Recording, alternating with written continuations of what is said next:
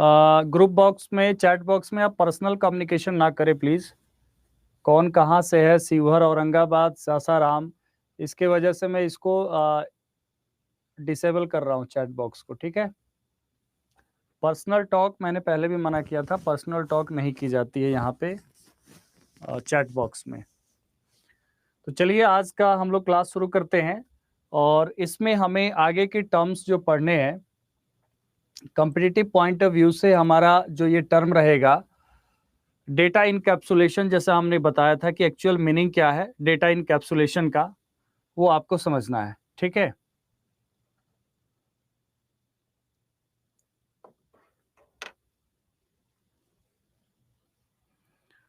जिसको video show नहीं हो रहा है रीज्वाइन करिए सेशन को। बताइए आ रहा है वीडियो?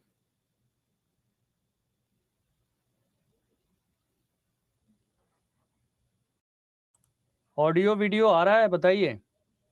यस आ रहा है। अच्छा, जिसको दिक्कत है वो बताएं, जिसको ऑडियो वीडियो नहीं आ रहा है वो बताएंगे।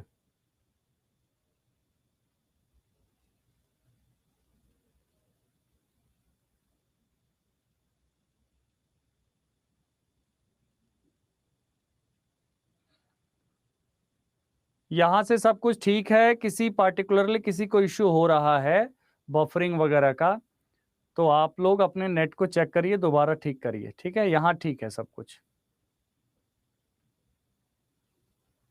मृदुल कुमार जी, एप्लीकेशन पे प्रॉब्लम हो रहा है, तो ये आप टेक्निकल टीम को, जैसे आप लिखते हैं ना, जो भी लिखते हैं कि जहां भी आपको समस्या आती है वैसे आप उसको इन्फॉर्म कर दीजिए, ठीक है, सो दैट कि टेक टीम को पता चल जाएगा। हमारे तरफ से हम इन्फॉर्म कर देते हैं जब भी कोई इशू आता है, तो जैसे उस दिन दिक्कत हुआ था, तो ठीक है। फंक्शन टॉपिक था, बिल्कुल था, लेकिन उससे पहले कुछ चीजें, कुछ टर्म्स क्लियर करना है, क्योंकि हम लोग तैयार कर रहे हैं, क्या तैयार कर रहे हैं, कॉम्पिटिटिव एग्जाम के हिसाब से, तो हमारे टर्म्स जो है क्लियर होना चाहिए, ठीक है। यहां पर आप देखेंगे डेटा इनकैप्सुलेशन, जैसा हमने बताया था, एक क्लास के अंदर, ठीक है, एक क्लास के अंदर, ये नोट्स आपके लिए है, आप लोग समझिएगा, एक क्लास के अंदर जब हम एक फंक्शन को डिक्लेयर करते हैं और एक वेरिएबल्स को डिक्लेयर करते हैं, तो जब वेरिएबल डिक्लेयर करते हैं तो उसे कहा जाता है, क्या कहा जाता है, मेंबर वेरिएबल या डेटा मेंबर। ओके, क्या कहा जाता है, डेटा मेंबर कहा जाता है। एंड उसके बाद जो फंक्शन डिक्लेयर किया जाता है वो मेंबर फंक्शन होता है। क्या होता है, डेटा मेंबर या मेंबर फंक्शन। तो यहां पर आपको समझना है कि इनकैप्सुलेशन को कैसे इंप्लीमेंट किया जाता है, ठीक है, इंप्लीमेंटेशन को कैसे इंप्लीमेंट किया जाता है इसको आपको समझना है। ओके,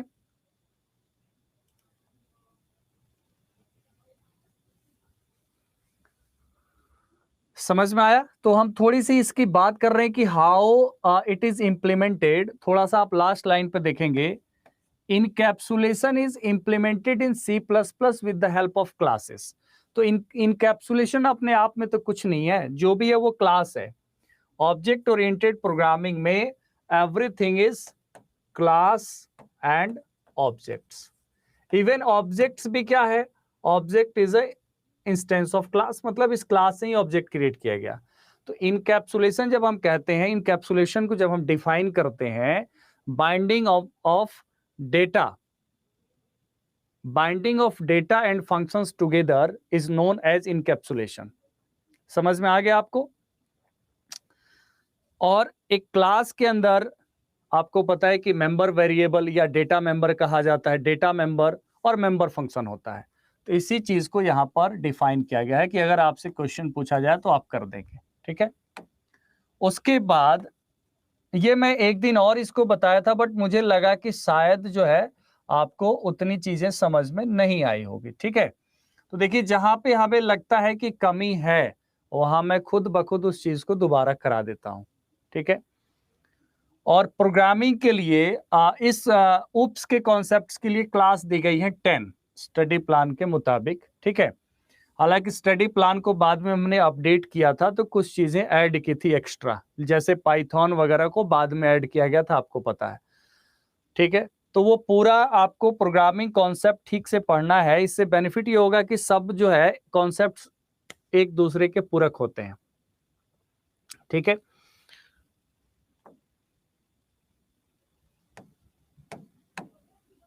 ठीक है, तो यहाँ पर 10 क्लास जो दिया जाएगा वो किसके लिए दिया जाएगा आपको?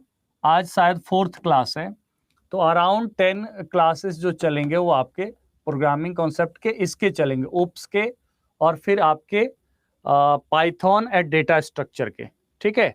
पाइथन एंड डेटा स्ट्रक्चर की क्लासेस चलेगी। रश्मि कह रही है म्यूट है, अब मैं उनको कैसे बताऊं, हमारी आवाज तो जाएगी नहीं कि वो रीज्वाइन करें। आप लोग कोई मैसेज, आप लोग का मैसेज तो दिखेगा नहीं उनको, ठीक है। आज से 10 दिन नहीं चलेगा, 10 दिन में मतलब 5 दिन और 5-6 दिन और चलेगा। उसके बाद यहां पर आप देखेंगे डेटा हाइडिंग क्या है। लास्ट के 4 to 5 डेज जो है वो प्रैक्टिस सेशन चलेगा, ठीक है। मॉक टाइप का प्रैक्टिस चलेगा 4 से 5 दिन, वो हम डिसाइड कर लेंगे, ओके।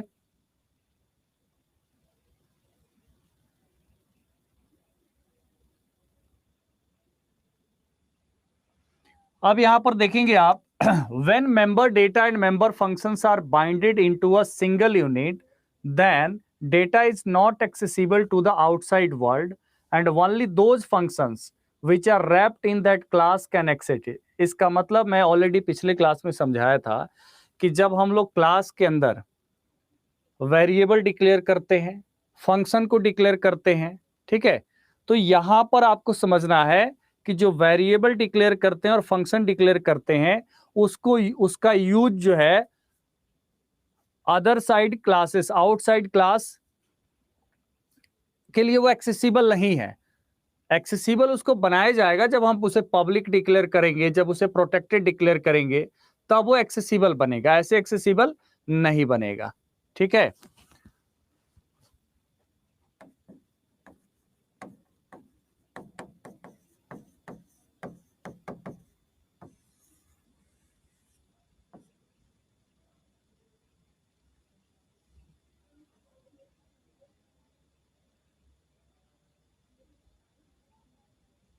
अब रश्मि को दिखेगा नहीं दिखेगा, चलिए यहां आ जाइए आप। when member data and member functions are binded then it is not accessible by outside the class। तो यहां पर डेटा हाइडिंग का इंप्लीमेंटेशन कैसे होता है? It is implemented with the help of private, with the help of private and protected keyword. हालांकि by default क्या होता है, बाय डिफॉल्ट ऑलरेडी क्या होता है, कोई भी member function and data member private होता है। यहां पर सवाल हमारे किसी स्टूडेंट का है कि प्रोटेक्टेड क्या होता है सर। देखिए, जब कोई मेंबर फंक्शन को एज अ प्रोटेक्टेड डिक्लेयर किया जाता है तो वो एक्सेसिबल उसी क्लास के द्वारा होगा जो क्लास डिराइव्ड क्लास है, मतलब उससे जो डिराइव्ड हुआ है, समझ रहे हैं। तो ये दो बातें आपको याद रखना है।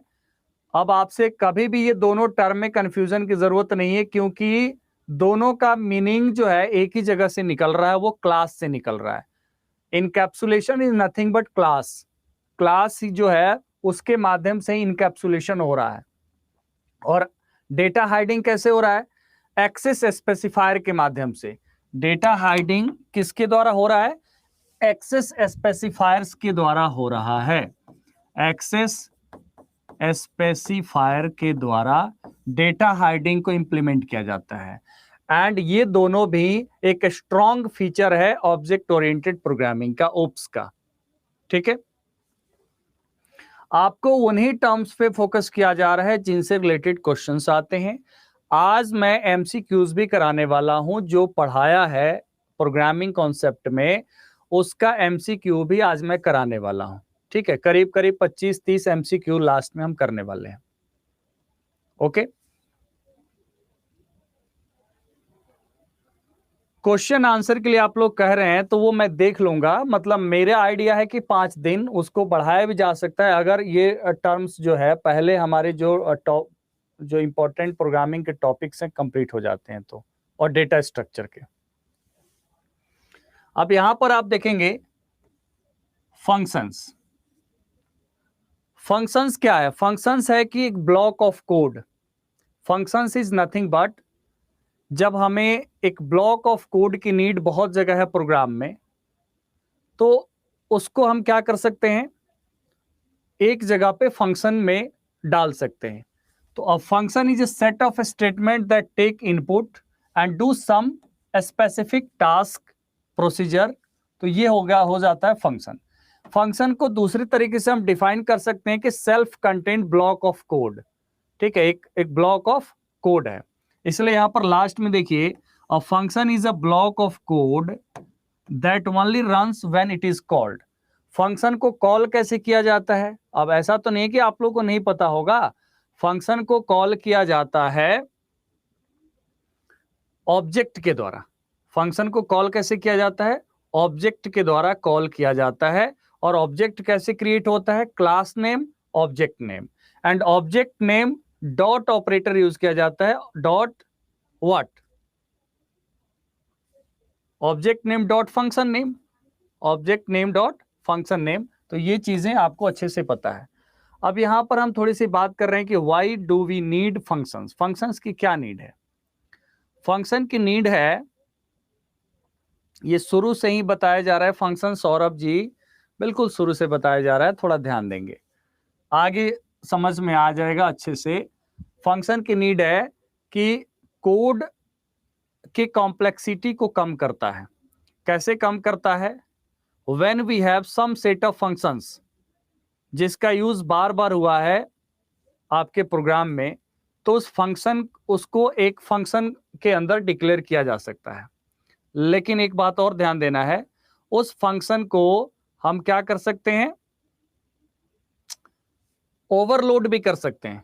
ठीक है, फंक्शन को हम ओवरलोड भी कर सकते हैं। जैसे एग्जाम्पल के लिए यहां पर देखिए, फंक्शन को कैसे डिक्लेयर करते हैं वो यहां दिखाया गया है। यहां थोड़ा सा धुंधला दिखाई दे रहा है, बट कोई दिक्कत नहीं है। मैंने कल की क्लास में भी हमने प्रोग्राम कराया था आपको। ठीक है, कल की क्लास में भी हमने एक प्रोग्राम कराया था। ठीक है, कोई दिक्कत नहीं है, ये नोट्स में क्लियर दिखाई देगा आपको।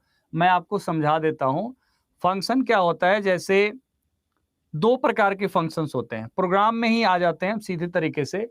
एक फंक्शन होता है यूजर डिफाइंड फंक्शन, जिसको यूजर डिफाइन करता है, रिटर्न टाइप, फंक्शन नेम, ठीक है, दे करके। ठीक है, तो यहां पर आप ध्यान देंगे, यूजर डिफाइंड फंक्शन क्या है? जिस फंक्शन को यूजर डिफाइन करता है और अपने कोडिंग में यूज करता है। ठीक है, तो block of code specially customize to reduce complexity of big big programs. थोड़े देर के लिए मैं चैट को ऑफ कर रहा हूं, उसके बाद मैं ऑन करता हूं। ठीक है, तो यहां पर आप देखेंगे यूजर डिफाइंड फंक्शंस क्या है? Block of code specially customize to reduce the complexity of the program is function. And there are two type of function, built in function जिसे लाइब्रेरी फंक्शन कहा जाता है, and user defined function. Library function क्या होता है? जो मैं कल कहा था, लाइब्रेरी फंक्शन होता है बिल्ट इन फंक्शन।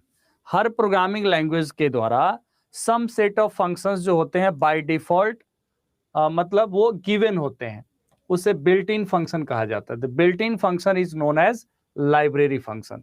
जैसे बहुत सारे फंक्शन है जो स्ट्रिंग्स ऑपरेशंस के लिए यूज होता है, बहुत सारे फंक्शंस होते हैं जो मैथमेटिकल ऑपरेशन के लिए यूज होता है। तो these functions are part of a compiler package that is already defined and consists of a special function with special and different meanings. Built-in function gives us as we can directly use them without defining. User defined function है, तो उसे पहले declare करना है। User defined function क्या करना है? पहले हमें डिक्लेयर करना है। ठीक है, लेकिन आपको यहां पर अगर देखें,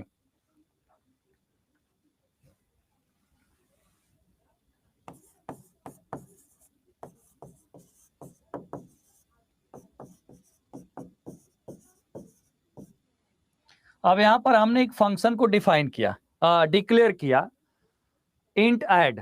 तो जब इंट ऐड हमने डिक्लेयर किया, इसका मतलब है कि हम अपने तरीके से एक फंक्शन का नाम दे रहे हैं ऐड, जिसका टाइप क्या है, इंटीजर है। यहां तक तो क्लियर हो गया।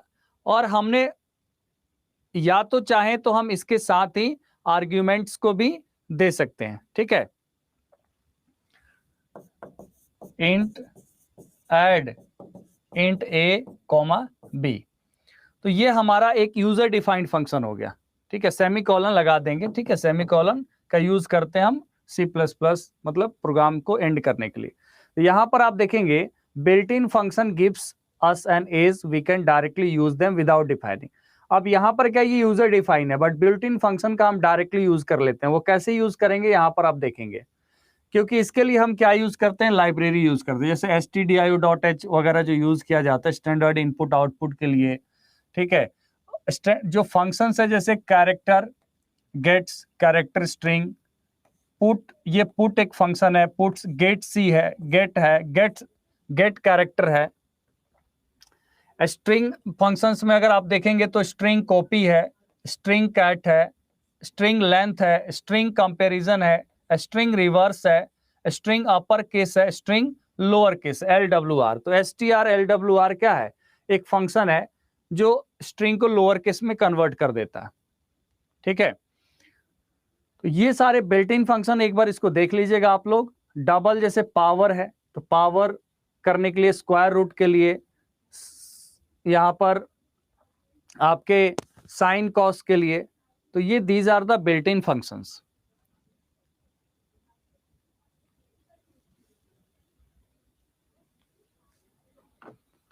तो built in function and user defined function अगर आपको समझ में आ गया, तो अब हम लोग सीधा प्रोग्राम के थ्रू इसको समझेंगे। एक फंक्शन में ही कॉन्सेप्ट और होता है, फंक्शन और आपके ऑपरेटर्स में ओवरलोडिंग का कॉन्सेप्ट। ओवरलोडिंग का कॉन्सेप्ट क्या है, जैसे आप देखते हैं पॉलीमॉर्फिज्म, एक इंपॉर्टेंट फीचर है ऑब्जेक्ट ओरिएंटेड प्रोग्रामिंग का। पॉलीमॉर्फिज्म का मतलब ये होता है taking more than one form, taking more than one form, ठीक है।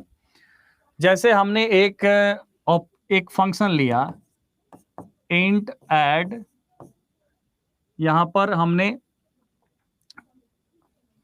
और इस फंक्शन को अगर हम यूज कर रहे हैं अपने प्रोग्राम में, ठीक है, ऐड को हो सकता है कि यहां पे 2 नंबर को ऐड करने के लिए यूज कर लें, हो सकता है इसी ऐड फंक्शन को हम 3 नंबर के लिए ऐड कर लें। According to the argument same function name can be used at 2 places, 2 different works, 2 different works के लिए एक ही फंक्शन यूज कर लिया गया, तो ये फंक्शन ओवरलोडिंग है। सिमिलरली ऑपरेटर्स ओवरलोड हो जाते हैं, ठीक है। तो it is implemented, polymorphism in C++ is implemented in programming, overloading और वो ऑपरेटर ओवरलोडिंग, ठीक है, एंड फंक्शन ओवरलोडिंग। तो फंक्शन ओवरलोडिंग के थ्रू इंप्लीमेंट किया जाता है और ऑपरेटर ओवरलोडिंग के थ्रू किया जाता है। इसी में आपको फंक्शन तो समझ में आ ही गया है आपको, पिछले क्लास में भी हमने फंक्शंस को डिक्लेयर किया था और फंक्शन को कॉल किया था, ठीक है। अगर हम बात करें तो यहां पर फंक्शन के केस में क्या है, same function name can be used to different functionalities, और यहां पर अगर सेम ऑपरेटर 2 पर्पस के लिए यूज हुआ तो ऑपरेटर ओवरलोडिंग हुआ। इसमें से हमने ऑपरेटर ओवरलोडिंग में एक बात ध्यान रखना है कि कुछ ऑपरेटर्स होते हैं वो ओवरलोड नहीं होते हैं, जैसे स्कोप रिजोल्यूशन जो होता है, scope operator, size of, member selector जैसे डॉट, मेंबर पॉइंटर सेलेक्टर मतलब पॉइंटर, और आपका कंडीशनल ऑपरेटर, ये जो है ये क्या है, कंडीशनल ऑपरेटर। अब आपको देखिए हमारा एग्जाम जो है एमसीक्यू बेस्ड है, तो हम लोगों को ये याद रखना है, आपको क्या करना पड़ेगा, इसको याद रखना पड़ेगा कि these operators are cannot be overloaded, ठीक है। ऑपरेटर ओवरलोडिंग है क्या, हमें थोड़ा थियरेटिकली जानना पड़ेगा, ठीक है, कि ऑपरेटर ओवरलोडिंग क्या है। पॉलीमॉर्फिज्म को इंप्लीमेंट करता है, polymorphism, how polymorphism can be implemented, तो through operator overloading, through function overloading, because same operator can be used to done 2 task, ठीक है, 2 और more task. Same function name can be used to do 2 or more tasks. तो वहां पर आप function and operator overloading का concept clear हो जाता है। ठीक है, अब यहां पर एक प्रोग्राम है, इसको देखेंगे आप लोग ध्यान से। ये आई थिंक आपको दिख रहा होगा, इतना छोटा नहीं है। ठीक है,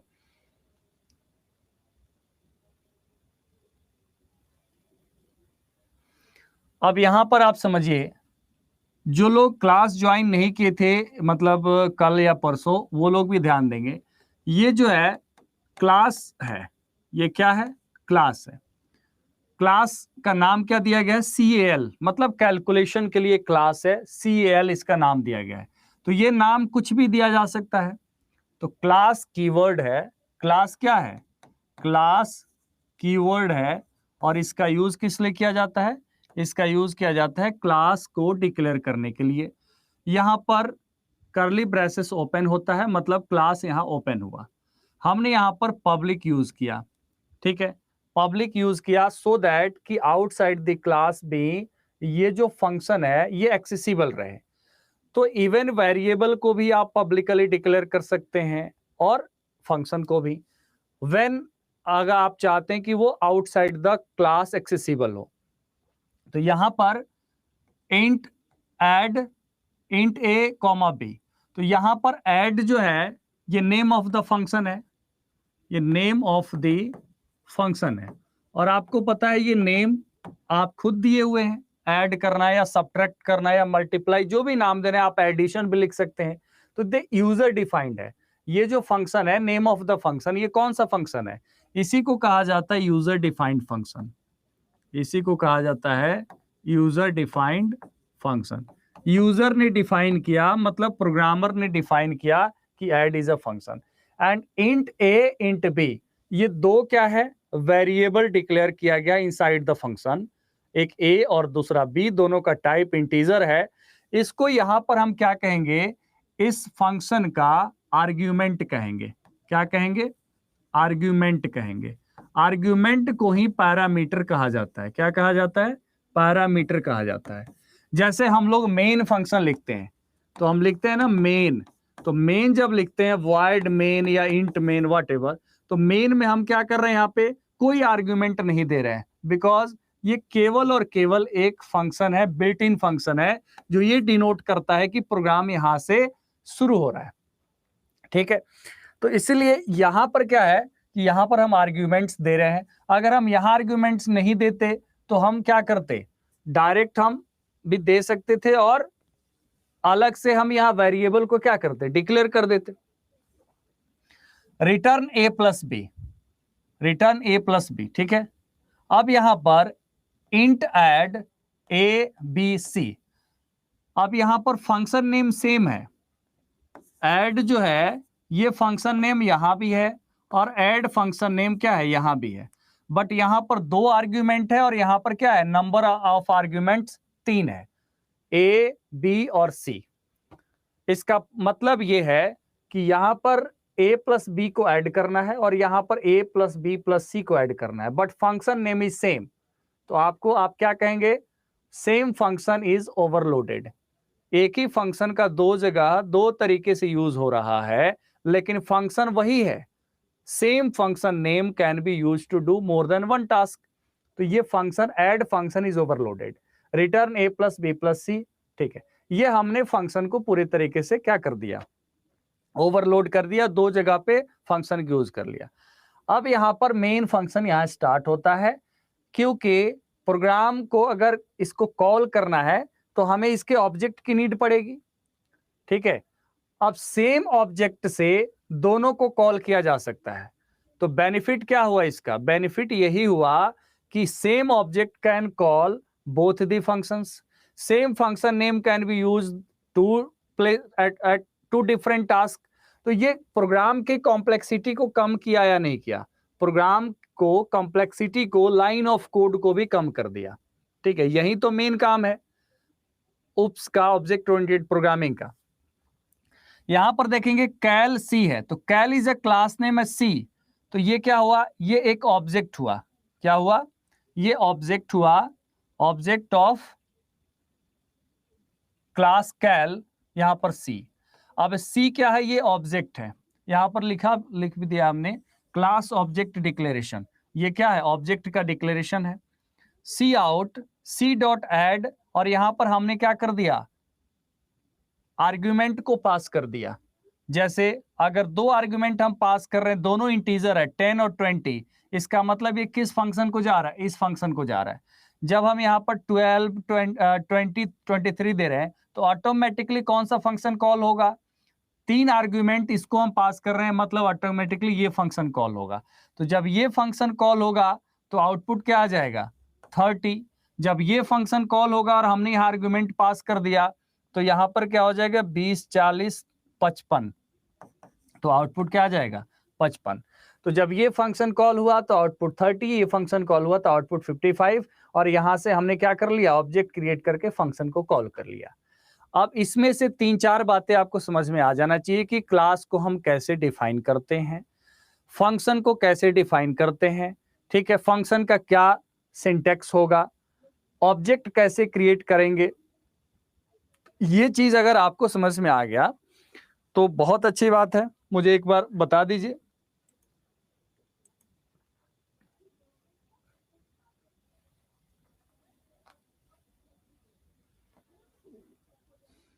मैं खासकर उससे जानने की कोशिश कर रहा हूं जिनको नहीं आया समझ में। आया वो बिल्कुल ठीक है, अच्छी बात है, ठीक है।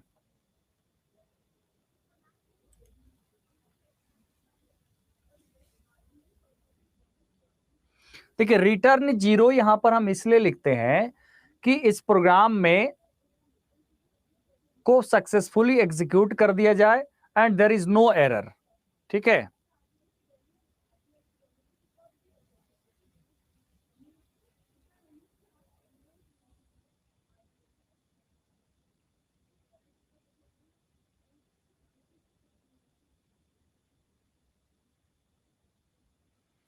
देखिए, दो तरीके से आर्ग्यूमेंट पास करते हैं।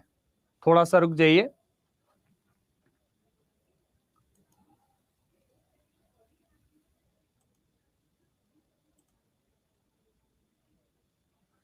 दो तरीके से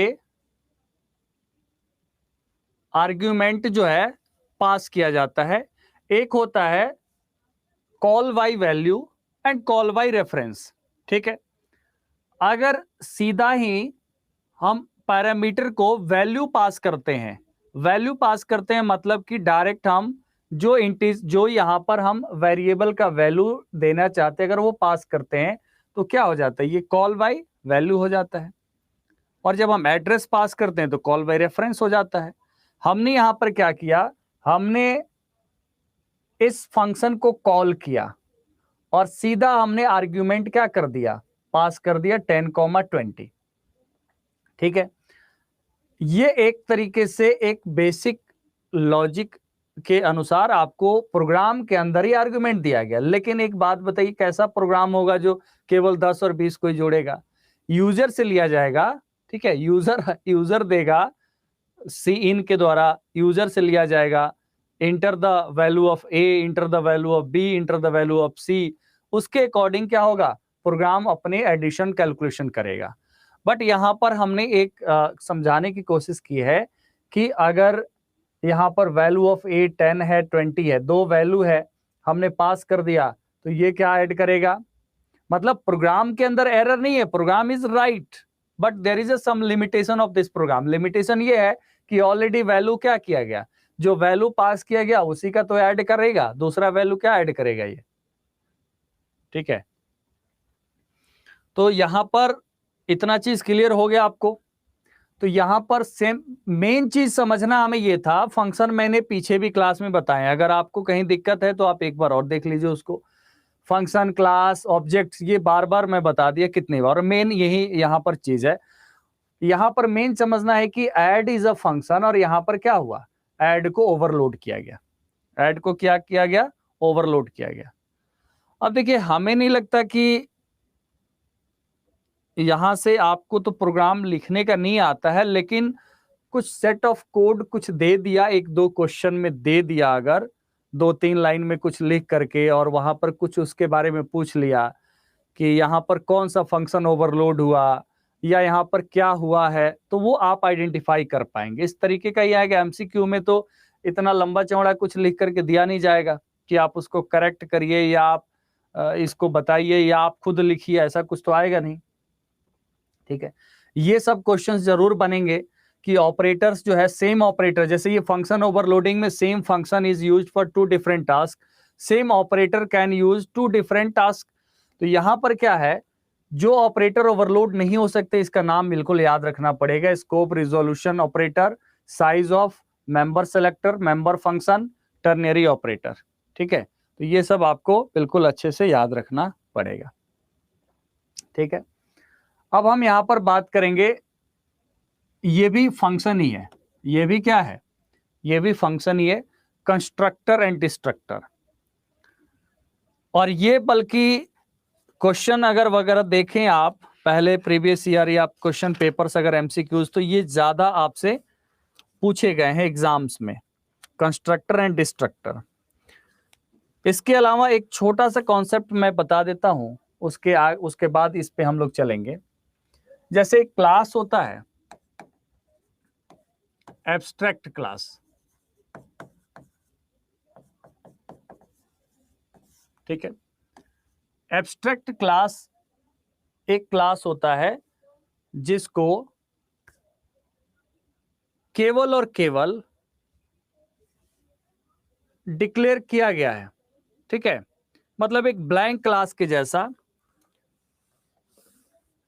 और उसको इंप्लीमेंट नहीं किया गया है। ठीक है, मतलब उस क्लास के अंदर इंप्लीमेंटेशन नहीं हुआ है, और दूसरा, इस क्लास का कोई ऑब्जेक्ट क्रिएट नहीं हुआ है। मतलब इस क्लास के अंदर ना तो कोई फंक्शन, ना तो कुछ, मतलब एक सिंपल सा चीज है कि एक ऐसा इंटरफेस, क्लास क्या है, एक क्लास का ऐसा इंटरफेस जो जरूरी नहीं कि ये मेंबर फंक्शन डिक्लेयर हो या वेरिएबल डिक्लेयर हो, कर भी सकते हैं, और इसका कोई ऑब्जेक्ट क्रिएट नहीं हुआ है। जब ऑब्जेक्ट क्रिएट नहीं हुआ, इसका मतलब कि इसको कॉल करने की कोई नीड नहीं है। आप समझ गए? थोड़ा सा और आसान करता हूं मैं इसको। आप ऐसा समझिए कि एक कोई क्लास है जिसमें हो सकता है कि कुछ वेरिएबल डिक्लेयर किया गया, हो सकता है कुछ फंक्शन डिक्लेयर किया गया, लेकिन उस क्लास को इंप्लीमेंट नहीं किया गया कहीं पे। ठीक है, जब इंप्लीमेंट नहीं किया गया, इसका मतलब कि उसे कॉल करने की नीड नहीं है। तो ऐसे क्लास के ऑब्जेक्ट्स क्रिएट नहीं होते हैं, जिसे एब्स्ट्रैक्ट क्लास कहा जाता है। आप कहेंगे फिर ऐसे एब्स्ट्रैक्ट क्लास की जरूरत ही क्यों है प्रोग्राम्स में? एब्स्ट्रैक्ट क्लास की जरूरत है कि अगर मान लीजिए कोई ऐसा क्लास हो जो डिराइव होता हो, मतलब डिराइव इन द सेंस कि ये बेस क्लास के तौर पे यूज करना हो, और कोई डिराइव्ड क्लास क्रिएट करना हो जहां पर उस मेंबर वेरिएबल की, डेटा मेंबर के और फंक्शंस की नीड हो, तो वहां पर उसको इंप्लीमेंट किया जाता है, उसको एक्सेस किया जाता है। तो just to access the, just variable और फंक्शंस को दूसरे क्लास के द्वारा एक्सेस करने के लिए मैं कोशिश करूंगा कि इसको आपको प्रोग्राम के थ्रू भी दिखाया जाए। और इनहेरिटेंस में इसका ज्यादातर यूज है। ठीक है, इनहेरिटेंस में ज्यादा यूज है। फिलहाल इस टर्म को आप समझिए कि एब्स्ट्रैक्ट क्लास है क्या। तो एब्स्ट्रैक्ट क्लास एक ऐसा क्लास होता है जिसका कोई ऑब्जेक्ट नहीं क्रिएट होता।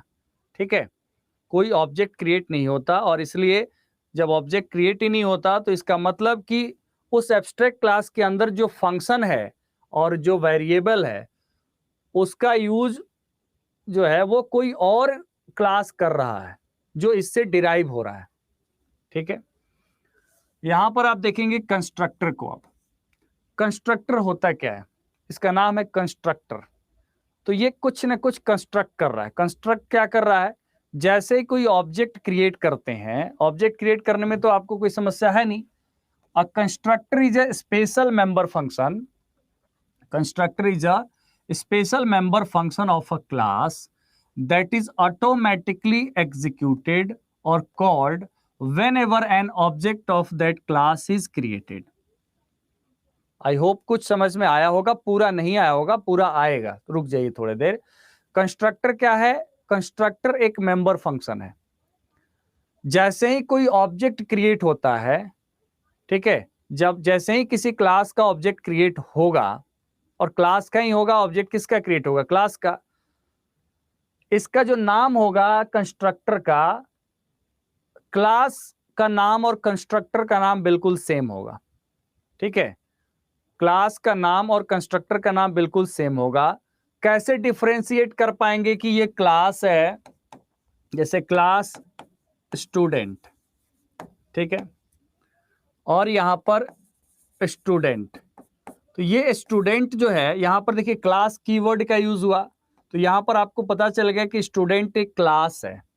यहां पर सिंपली स्टूडेंट लिख दिया गया, तो इससे क्या पता चलेगा, एक कंस्ट्रक्टर है। क्या है, स्टूडेंट एक कंस्ट्रक्टर है। इसका यूज क्या है, इसका यूज है कि जैसे ही ऑब्जेक्ट क्रिएट होता है उस क्लास का, तो उसके लिए क्या करता है, ये उसके लिए स्पेस एलोकेट करता है, ठीक है, इसके लिए मेमोरी स्पेस एलोकेट करता है स्टोरेज डिवाइस में। Special characteristic of constructor is what, a constructor name must be the same as that of its class name, it is declared with no return type, not even void। इसका कोई return type नहीं होता, without return type इसको declare किया जा सकता है। Example के तौर पे आप देखेंगे, एक और पॉइंट समझिए, no object of a class is created without a constructor. Constructor के बिना किसी क्लास का ऑब्जेक्ट क्रिएट ही नहीं होगा। ऐसा क्यों, क्योंकि ऑब्जेक्ट के लिए स्टोरेज स्पेस एलोकेट करना की नीड पड़ती है। अगर कोई प्रोग्रामर इसे इंक्लूड नहीं करता है तो क्या होता है, ये काम कंपाइलर बाय डिफॉल्ट करता है, एक डिफॉल्ट कंस्ट्रक्टर अपने आप क्रिएट हो जाता है। तो इट्स नॉट रिक्वायर्ड कि ये हमारे पढ़ने के लिए जरूरी है, क्वेश्चंस के लिए जरूरी है, प्रोग्राम में हमें इसको लिखने की जरूरत नहीं है, क्योंकि ये काम कंपाइलर ऑटोमेटिकली करता है। जैसे ही ऑब्जेक्ट क्रिएट होता है उसके लिए एलोकेट कर देता है स्पेस, ठीक है। और कंस्ट्रक्टर बाय डिफॉल्ट कंस्ट्रक्टर क्या हो जाता है, यहां पर यूज होता है, ठीक है। तो इसलिए यहां पर दो तीन बातें आपको ध्यान देना है, या फिर मैं पहले ये बता देता हूं उसके बाद यहां पे आना है। जैसे यहां पर देखिए क्लास माई क्लास, तो ये क्या है, क्लास है, इसमें एक्सेस स्पेसिफायर यूज किया गया, और ये है माई क्लास। तो माई क्लास हमने क्या कहा कि क्लास का नेम कंस्ट्रक्टर का नेम बिल्कुल सेम होता है। और चूंकि कंस्ट्रक्टर नेम क्या है, ये कंस्ट्रक्टर क्या एक फंक्शन है, कंस्ट्रक्टर क्या है, फंक्शन है। इस फंक्शन का काम क्या है, इस फंक्शन का काम है कि जब भी इस क्लास का ऑब्जेक्ट क्रिएट होगा उस ऑब्जेक्ट के लिए क्या करना, मेमोरी एलोकेशन का काम करना। इसका काम क्या है, मेमोरी एलोकेशन का काम है, ठीक है।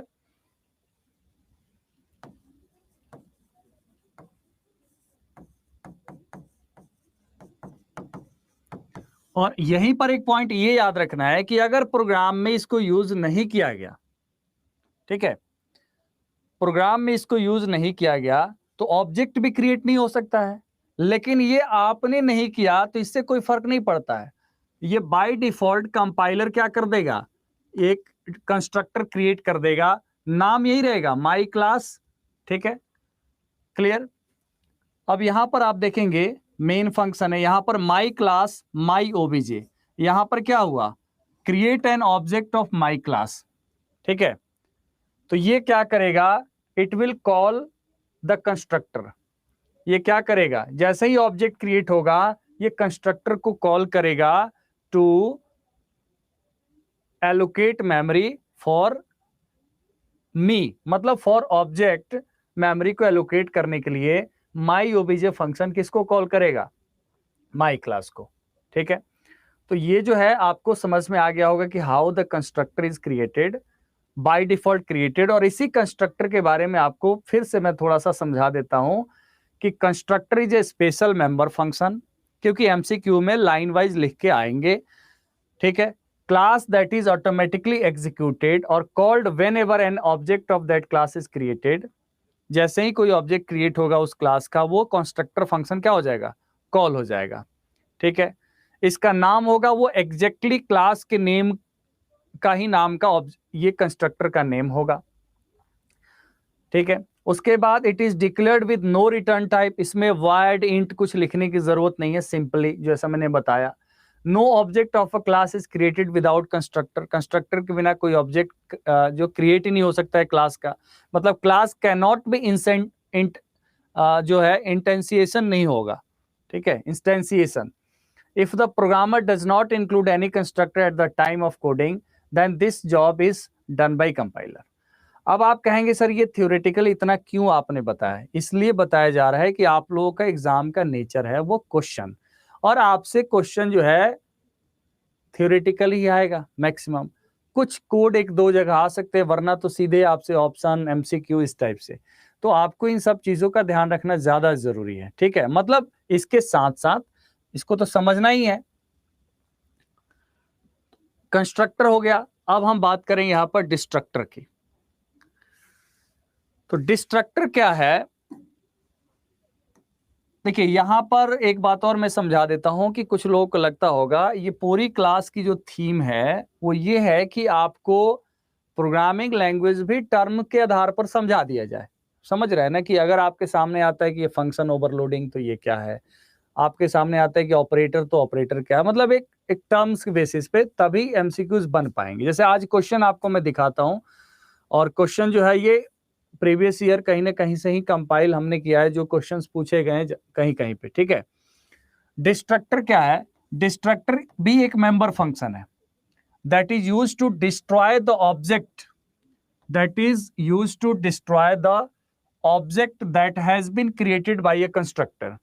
जो ऑब्जेक्ट क्रिएट हुआ है उसको डिस्ट्रॉय करने के लिए, मतलब ऑब्जेक्ट क्रिएट हुआ, ऑब्वियसली वो मेमोरी एलोकेट किया है, और उसको डिस्ट्रॉय करने के लिए जो ऑब्जेक्ट क्रिएट किया गया है उसके लिए क्या यूज होता है यहां पर? Destructor function. Destructor will have exactly the same name, इसका भी नाम क्या होगा? कंस्ट्रक्टर, बट डिफरेंट कैसे हो जाएगा? डिफरेंट ये हो जाएगा कि हम यहां पर एक जो है ऐसे साइन का हम यूज कर लेते हैं, टिल्ड साइन, ठीक है। Precede their name, if there is no destructor in a class a default destructor is generated by the compiler automatically. क्योंकि आप प्रोग्राम में कहेंगे सर आपने कहीं पे किसी प्रोग्राम में तो कंस्ट्रक्टर डिस्ट्रक्टर यूज नहीं किया, तो यूज नहीं किया, ये बस पढ़ना है, लेकिन ये है ऑलरेडी प्रोग्राम में एग्जिस्ट करता है। जब भी हम प्रोग्राम को रन करते हैं तो बाय डिफॉल्ट होता है कंस्ट्रक्टर और डिस्ट्रक्टर कॉल हो जाता है, मतलब अपने आप डिफॉल्ट डिस्ट्रक्टर कहेंगे उससे। जैसे यहां पर आप देखेंगे क्लास है टेस्ट, ठीक है।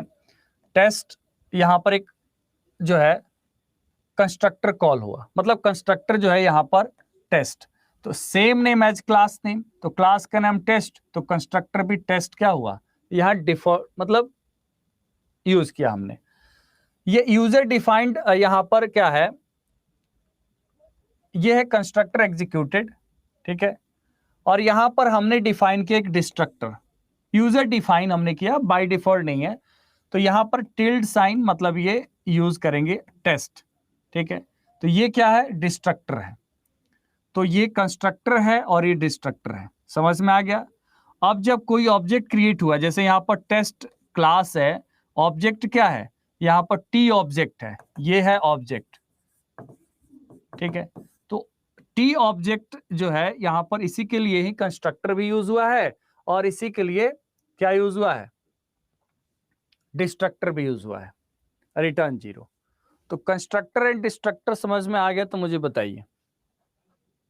बस केवल इसी से संबंधित कुछ भी समझ नहीं आया तो आप बताइए, बाकी चीजें आगे एक एक करके आ रही हैं, जैसे वो आपके कोई इनहेरिटेंस हो या ऑल द कॉन्सेप्ट्स एक एक करके।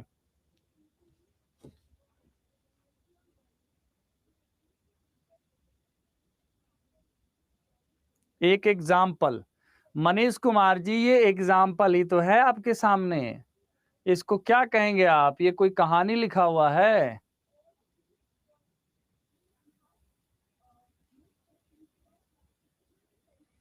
कंस्ट्रक्टर का अपने आप में कोई आउटपुट नहीं होता है, कंस्ट्रक्टर का अपने आप में कोई आउटपुट नहीं होता है, आप समझ गए।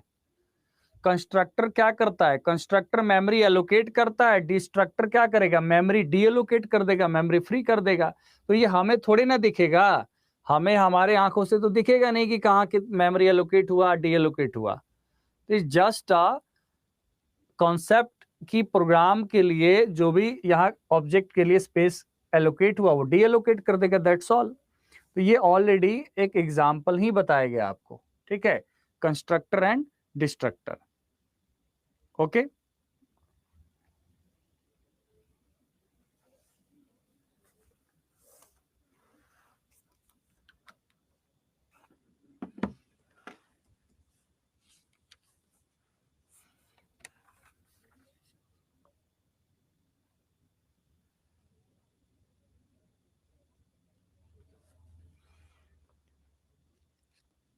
देखिए फंक्शन को कैसे डिक्लेयर करते हैं, क्लास के अंदर भी करते हैं, क्लास के बाहर भी करते हैं। तो आपको ये हमने कल बता दिया था, क्लास के बाहर करते हैं तो उसमें हम एक स्कोप रिजोल्यूशन ऑपरेटर यूज करते हैं, स्कोप रिजोल्यूशन का यूज करते हैं, ठीक है। और क्लास के अंदर जो है वो क्या यूज करते हैं हम, वो सिंपल आपका जैसे मेथड फंक्शन डिक्लेयर करते हैं वैसे कर देते हैं, ठीक है। अब यहां पर देखिए, हालांकि कंस्ट्रक्टर के टाइप्स भी होते हैं, जैसे डिफॉल्ट कंस्ट्रक्टर। डिफॉल्ट कंस्ट्रक्टर जब हम कंस्ट्रक्टर क्रिएट कर, मतलब हम खुद से कंस्ट्रक्टर जो है क्रिएट नहीं करते, तो डिफॉल्ट कंस्ट्रक्टर कंपाइलर के द्वारा कॉल होता है, ठीक है। एंड जिस कंस्ट्रक्टर में आर्ग्यूमेंट्स भी होते हैं तो उसे पैरामीटराइज कंस्ट्रक्टर कहा जाता है, ठीक है।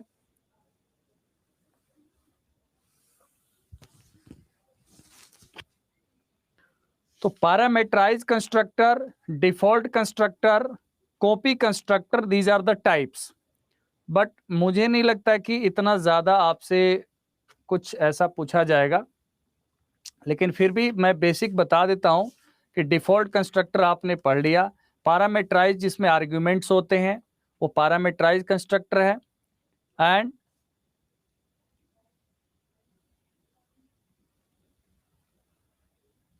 कॉपी कंस्ट्रक्टर भी होता है।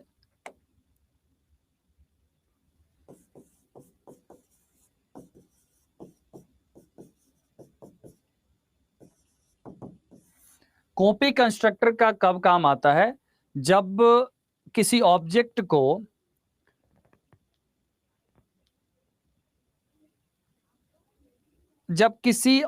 का हम कहते हैं ना इनिशियलाइजेशन दूसरे ऑब्जेक्ट के द्वारा किया जाता है, तो यहां पर कॉपी कंस्ट्रक्टर काम करता है। When object is initialized by another object, तो उस समय कॉपी कंस्ट्रक्टर यूज होता है, ठीक है। तो हम लोग अब थोड़ा सा इस जितना किया है इस आधार पे हम लोग क्वेश्चंस करते हैं, और उसके अलावा हम इनहेरिटेंस पढ़ेंगे। आज पॉसिबल होगा तो आज ही करेंगे इनहेरिटेंस को भी।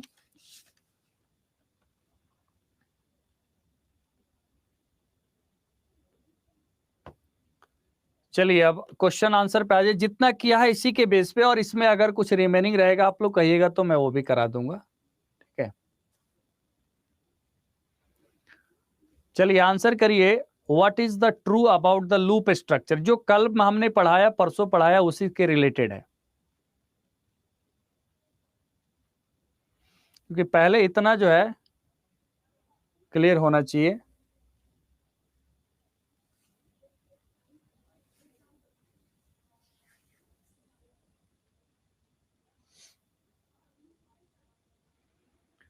What is true about loop structure? Body of the loop, condition, loop control variable, all of these.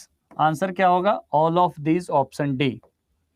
Next question है, statements that is executed at least once in which structure? Flow statement में, looping में आपसे looping structure में पूछा गया है कि statement that is executed at least one, कम से कम एक बार एग्जीक्यूट होगा।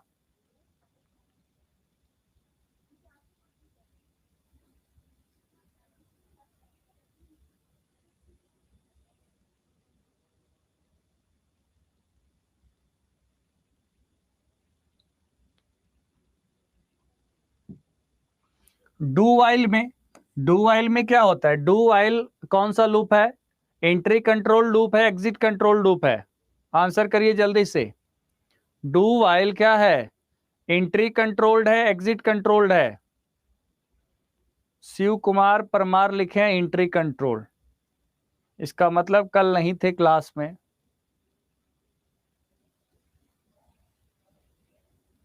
वाइल कंडीशन तो लास्ट में चेक हो रहा है ना, तो एग्जिट कंट्रोल लूप होगा, एंट्री कैसे होगा?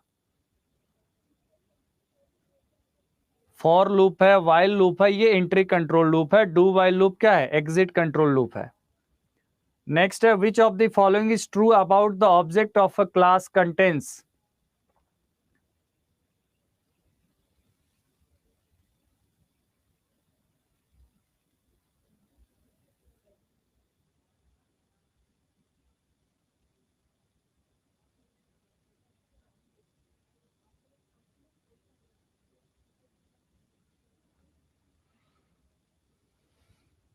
Which of the following is true about the object of a class contains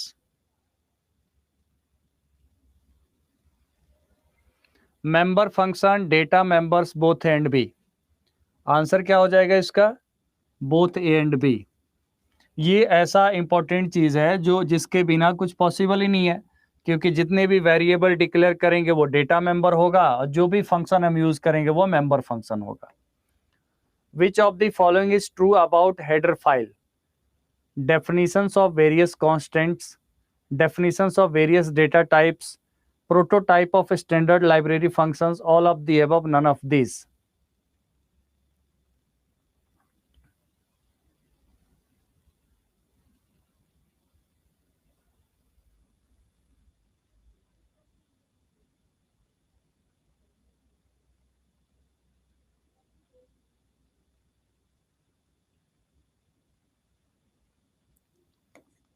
All of the above, option D is right. Next क्या है? If a semicolon is not used at the end of a statement, what message will be displayed by C++?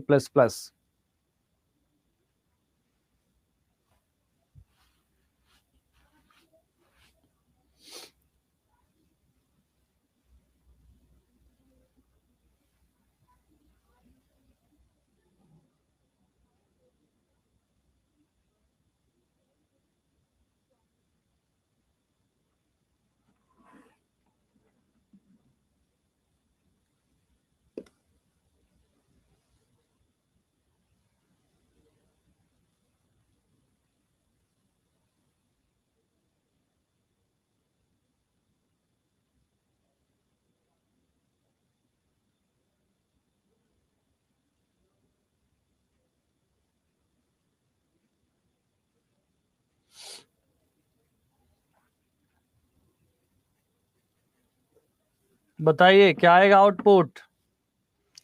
Output आएगा statement missing. क्या आएगा? Statement missing.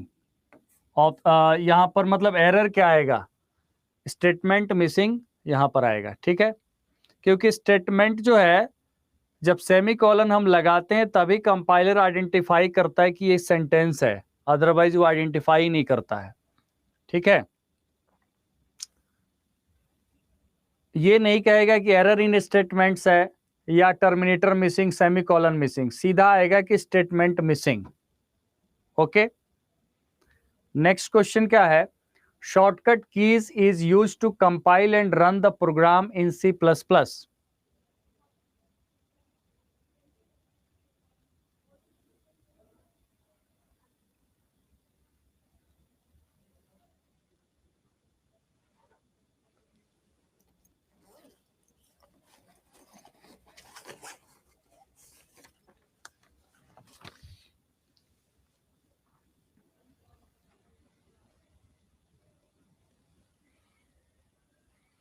Control plus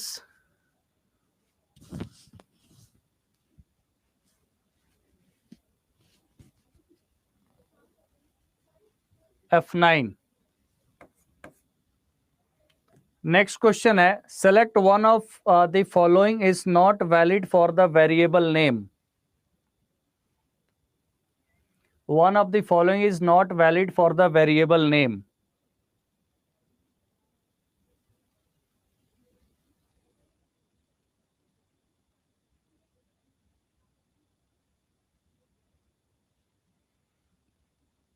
variable name ये जो है invalid है, ठीक है, स्पेशल सिंबल नहीं यूज होता है, अंडरस्कोर यूज हो सकता है। Option A, errors occur in the program are called,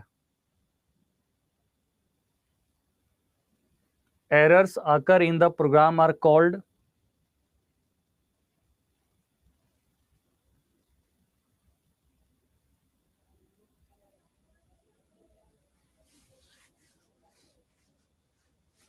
bugs। क्या कहा जाता है? Bug. Bug is a error in the program. Next है, fill in the blanks operator is used to allocate the memory of an object। fill in the blanks operator is used to allocate the memory of an object।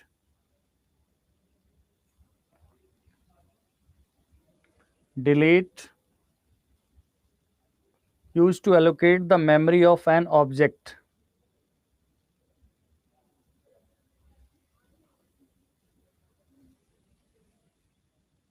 new, option D। Next, what type of errors will occur in the program when used incorrect. जो ऐसा कुछ है जो नहीं अभी कराया गया है वो कल परसों में कंप्लीट हो जाएगा, ठीक है।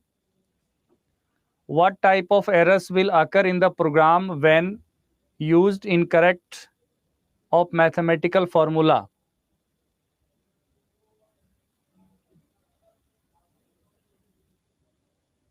कौन सा एरर होगा बताइए? अगर मैथमेटिकल फॉर्मूला में कोई गलती है तो कौन सा एरर आएगा? Logical error. कौन सा एरर आएगा? लॉजिकल एरर आएगा, क्योंकि मैथमेटिकल फॉर्मूला गलत है तो लॉजिक ही तो गलत होगा, आउटपुट गलत आएगा, ठीक है।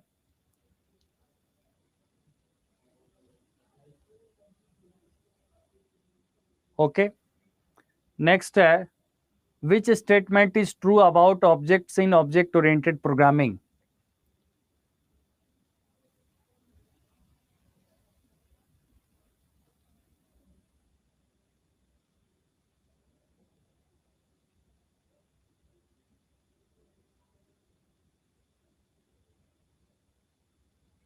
Which statement is true about objects in object-oriented programming?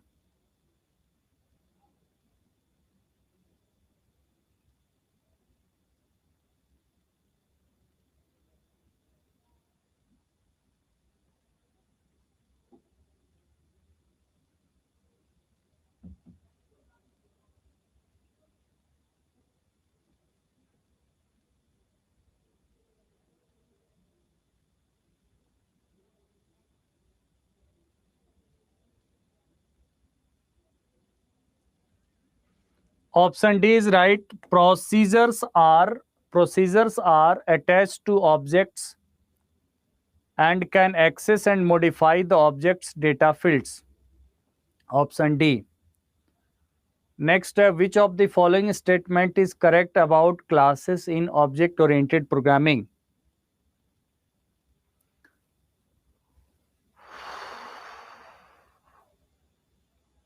Which of the following statement is correct about classes in object-oriented programming?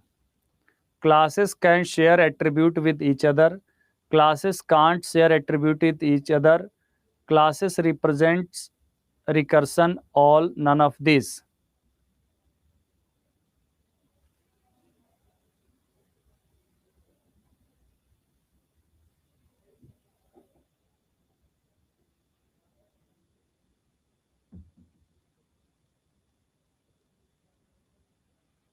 जो लोग डी कर रहे हैं वो कैसे डी कर रहे हैं बताइए?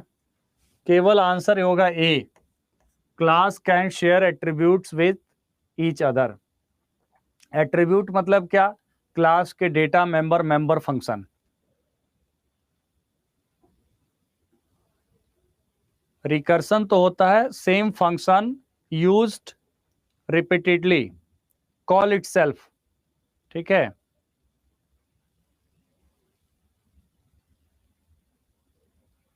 नेक्स्ट है, विच वन ऑफ द फॉलोइंग, यहां पर नॉट नहीं था ना, करेक्ट अबाउट था, ठीक है। Which one of the following statement is correct about objects and classes?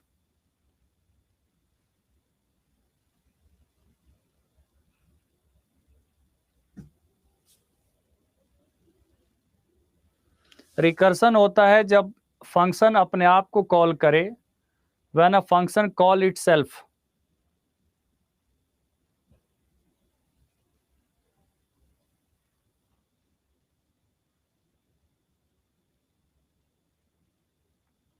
Which one of the following statement is correct about objects and classes?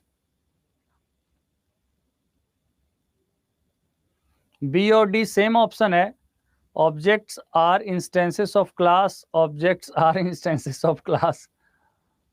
अच्छा, कोई बात नहीं, B और D दोनों होगा. देखिए यहाँ पे B है, object are instances of class and objects are instances of class, दोनों ही सेम है, B एंड D. ठीक है.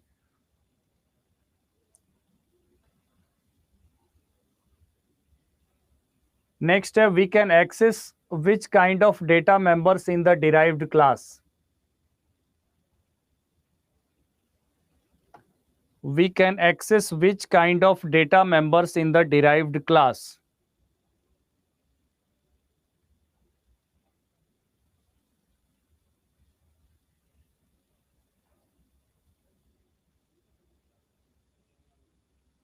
Private, protected, public, B and C, none of these. आप में से 50% लोगों का सही है, 50% लोगों ने गलत उत्तर दिया है. यही चीज तो बताया था हमने कि अगर कोई प्रोटेक्टेड भी है, अगर कोई डेटा मेंबर प्रोटेक्टेड है, तो उसको जो डिराइव्ड क्लास होगा वो एक्सेस कर सकता है, और पब्लिक है तो कर ही सकता है. ठीक है. केवल प्राइवेट के केस में डिराइव्ड क्लास नहीं कर सकता है. यहां पर ऑप्शन हो जाएगा ऑप्शन डी. क्या हो जाएगा? ऑप्शन हो जाएगा डी. ठीक है. नेक्स्ट क्वेश्चन है, we can access which kind of data members outside the class.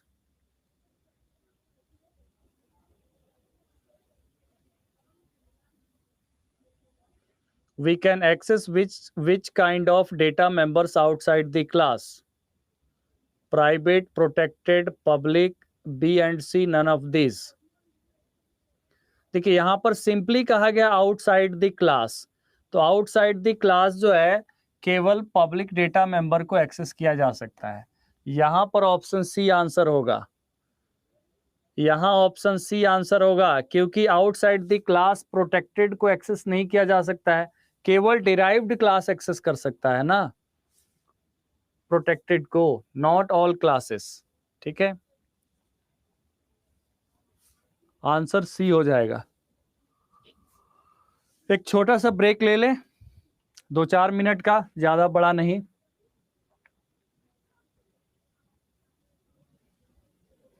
No,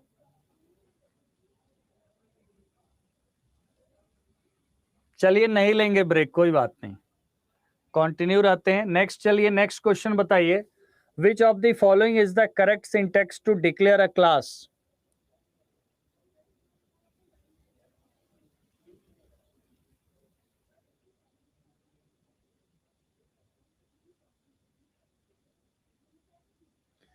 answer करिए, इस क्वेश्चन का आंसर करिए.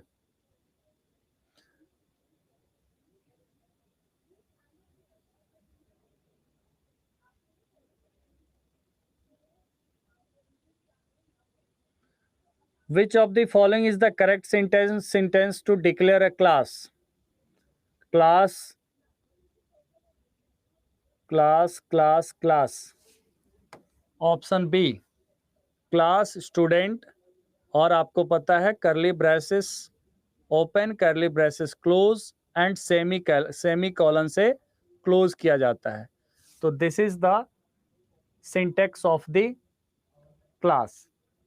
नेक्स्ट है, using keywords as an identifier cause is called, fill in the blanks. Class में बिल्कुल होता है सेमीकोलन, बाद में जो हम कर्ली ब्रेसेस एंड करते हैं वहां पर सेमीकोलन यूज करते हैं ना, उस जगह पे नहीं दिखता है ना। लेकिन हम सिंटेक्स का मतलब हम पूरे उसके सिंटेक्स की बात कर रहे हैं ना, नॉट केवल class class name. Using keywords as an identifier causes is called syntax error, logical error, run time error, none of them, all of them. क्या होगा? आइडेंटिफायर क्या होता है बताइए? कीवर्ड का यूज जब हम करते हैं किसी वेरिएबल को नेम देने में, ठीक है, या फिर किसी क्लास के नेम के लिए, तो नेम यहाँ पर क्या आइडेंटिफायर है? Function name, variable name, class name, ये क्या है? आइडेंटिफायर है। Using keyword as an identifier causes is called fill in the blanks. Syntax error होगा। क्या होगा? सिंटेक्स एरर होगा। Option A is right. Next question, which one is the best description of polymorphism?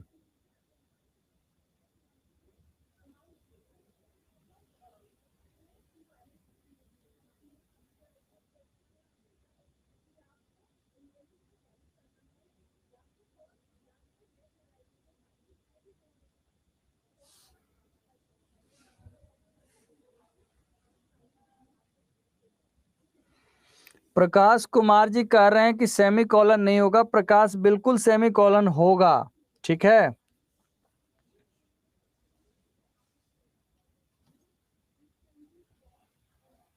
Which one is the best description of polymorphism?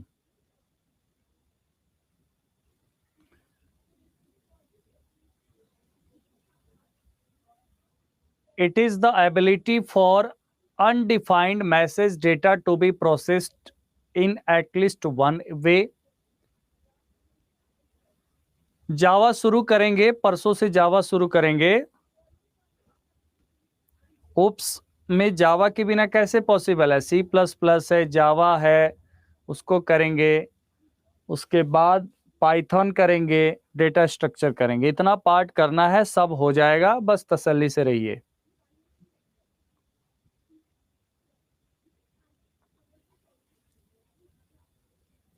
Which one is the best description of polymorphism?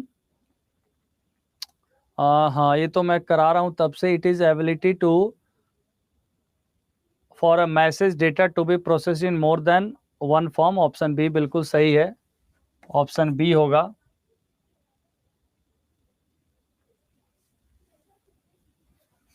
Many ways नहीं होगा, many form होगा, कई रूप में होगा। Many veg कैसे हो सकता है? मेनी फॉर्म होगा ना।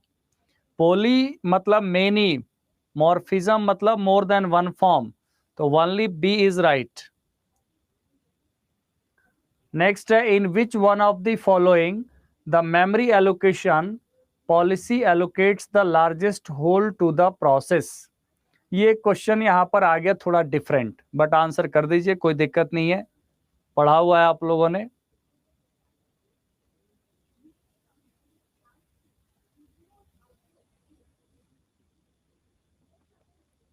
largest whole to the process, allocate the largest whole to the process is called worst fit।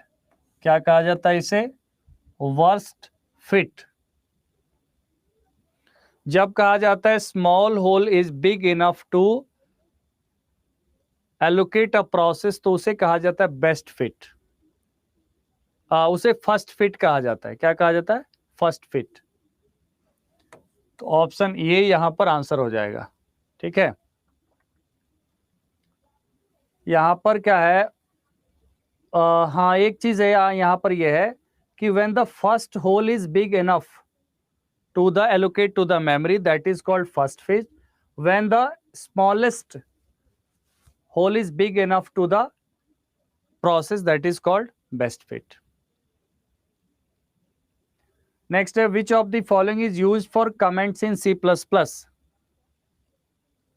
Yes Ruhi, first जो होल है that is the first fit. Which of the following is used for comments in C++?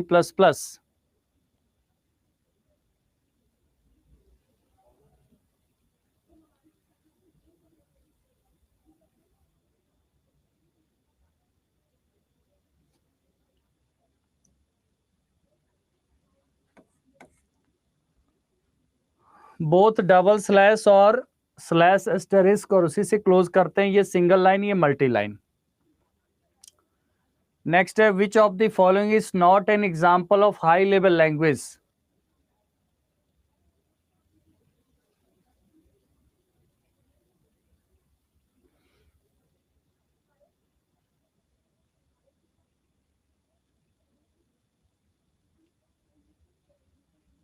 Boolean, option D.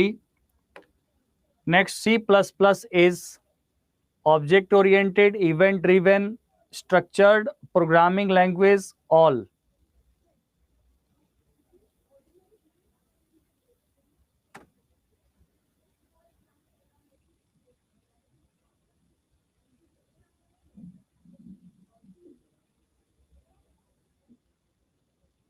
देखिए ए होगा option, इसमें event driven नहीं है, ये visual basic है ना, event driven, option A. Next है in C++ the functions of a class are called.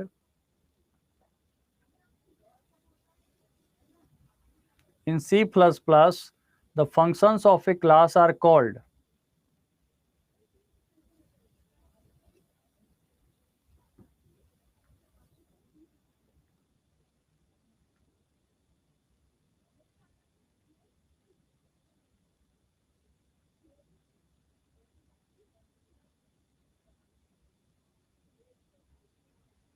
Member function. Next है the inability to reuse the code is a disadvantage of।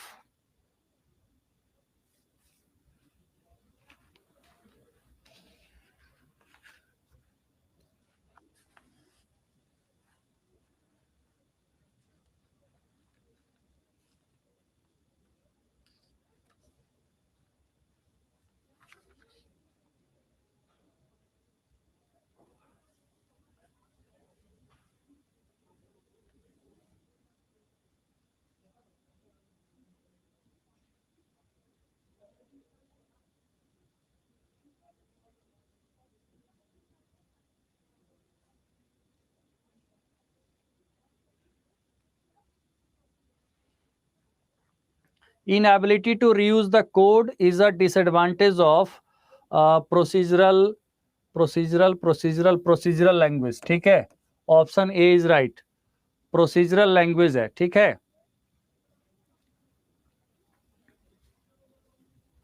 Next question, which of the following is a logical operator. Which of the following is a logical operator.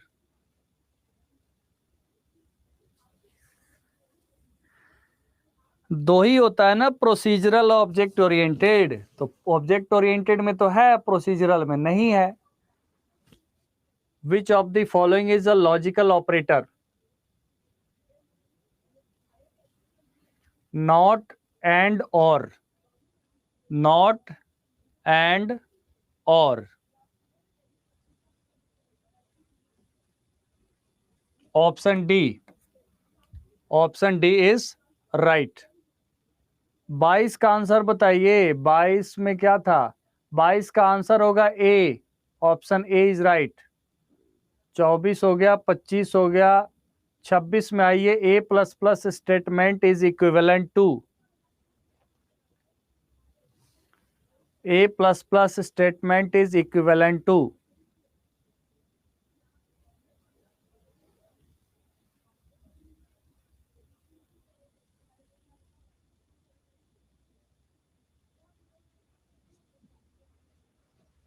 A equal to a plus one, ये भी क्या होता है, equivalent to a plus plus, मतलब increment by value, increment by one. Next है a relational operator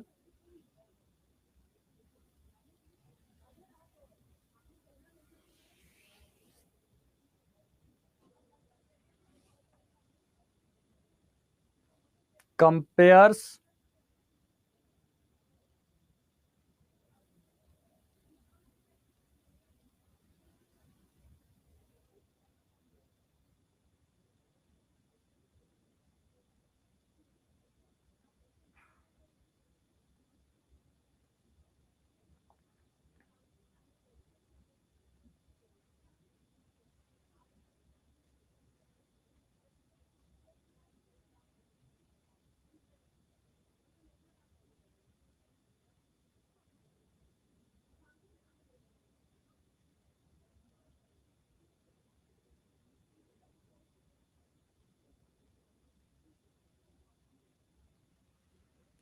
Option A is right. Next question.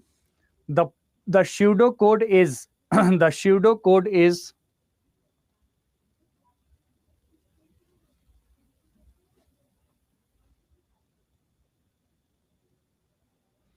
pseudocode is just written in normal English language, and pseudocode is nothing but a step by step procedure to solve a given problem, जिसको algorithm कहते हैं. तो normal English language में हम किसी programme के total process को लिखना, प्रोसीजर को लिखना step by step, that is pseudo code and algorithm. Option A is right. Mnemonics का यूज तो असेंबली लेवल लैंग्वेज में किया जाता है. Which of the following loop inside another loop is called? Which of the following loop inside another loop is called?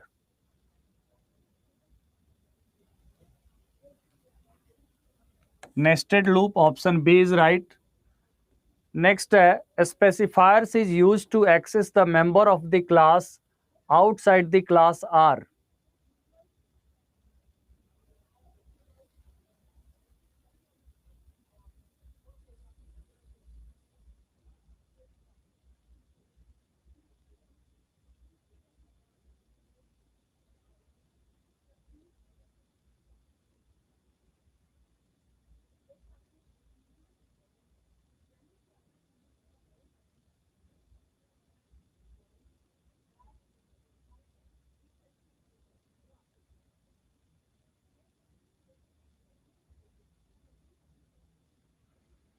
Public.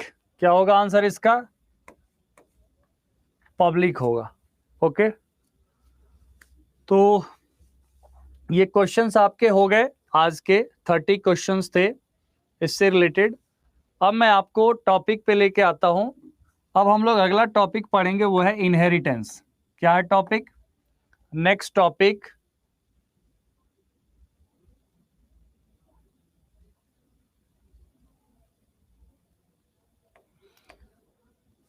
देखिए, यहां पर इस क्वेश्चन में पूछा गया है, कोई कह रहा है एक्सप्लेन करने के लिए, विच of the following loop inside another loop is called? Loop inside another loop is called, यहां पर नेस्टेड लूप होगा. और नेस्टेड लूप के अंदर का पार्ट यहां पर क्या है? आउटर लूप और इनर लूप. तो यहां पर हमें जस्ट ये पूछा गया है कि लूप इनसाइड लूप, इसे क्या कहा जाता है? तो यहां पर आंसर जो होगा, नेस्टेड लूप के अंदर ही आ गया ना ये भी. इनर लूप जो है part of the nested loop, तो हम नेस्टेड लूप आंसर करेंगे. बस इतना सा फर्क है.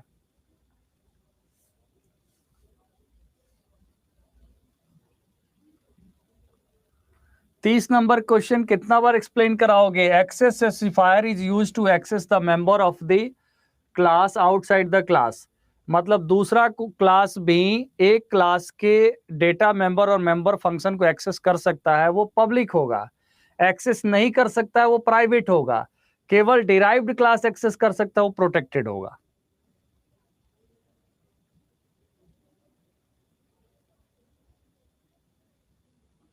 ठीक है.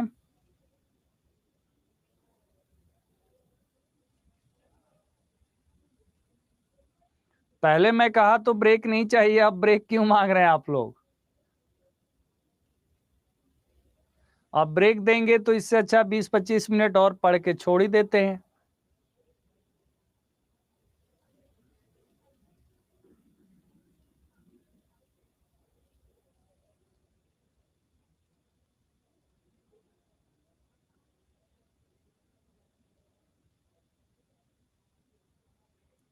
अरे मेरे लिए बस इतना आप लोग ख्याल मत रखिए, टी ब्रेक चाय ब्रेक हमारा नहीं होता, ऐसे ही चलते रहता है. आप लोग अपना ख्याल रखिए. चलिए अगले टॉपिक पे चलते हैं.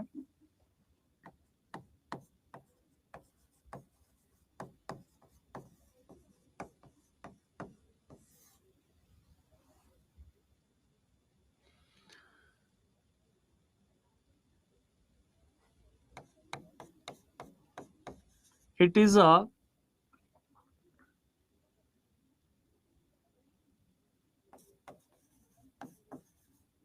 property by which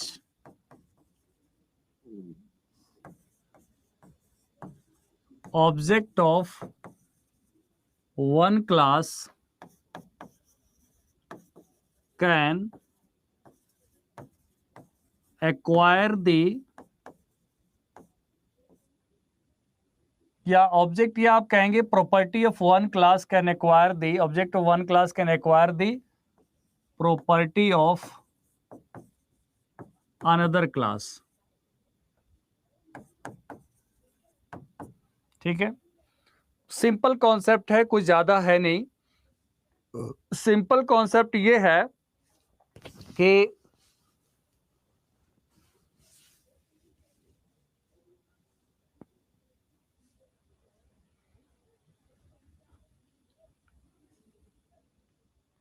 अभी भी क्वेश्चन पे कौन अटका हुआ है? सूर्यभूषण जी सर, 25 एंड 27 प्लीज।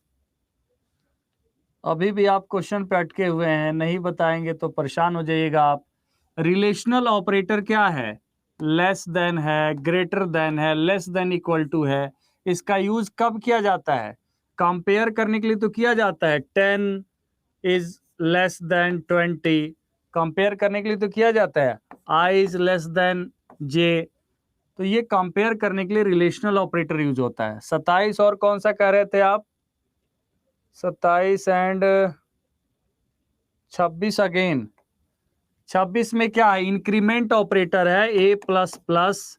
जब हम कहते हैं I इक्वल टू 1, ठीक है, I is less than 10, I plus plus, इसका मतलब क्या होता है? I अगर 1 है, ठीक है, यहां पर क्या होगा? एक बार वैल्यू क्या आएगा? इसका 1 आएगा, दूसरी बार इंक्रीमेंट करके क्या हो जाएगा? 2 हो जाएगा, 3 हो जाएगा, मतलब 1। तो इसी को हम ऐसे लिखते हैं जैसे A equal to A plus 1। ठीक है, यहां पर हम क्या लिखेंगे? I प्लस प्लस को हम लिखेंगे I equal to I plus 1। ठीक है, इसका मतलब जो भी I का वैल्यू रहेगा उसमें 1 जुड़ जाएगा, तो इंक्रीमेंट बाई 1 कहेंगे। और कोई था क्या? 22 और 23। अब ऐसा कहो ना, फिर शुरू से शुरू कर देते हैं कहानी। एक बार और देख लो, फिर दिक्कत आएगा तो पूछना।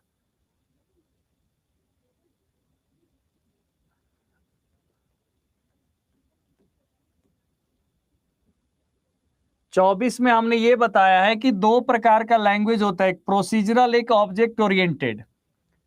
ठीक है, ऑब्जेक्ट ओरिएंटेड का मतलब होता है C प्लस प्लस, जावा, etc। प्रोसीजरल हो गया C, पास्कल, फोर्ट्रान, कोबोल, ये हो गया आपका प्रोसीजरल।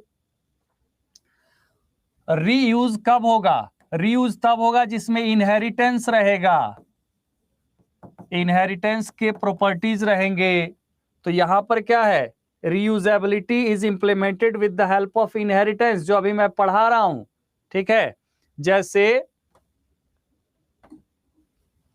जैसे आपको पता होना चाहिए इनहेरिटेंस, अगर आप बात करेंगे टाइप की, तो इनहेरिटेंस की जो टाइप है C प्लस प्लस में, एक है single level inheritance, single level inheritance, multi level inheritance,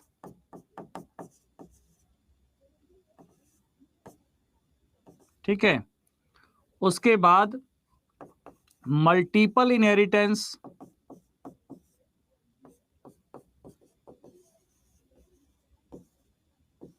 hierarchical inheritance. ठीक है, स्पेलिंग,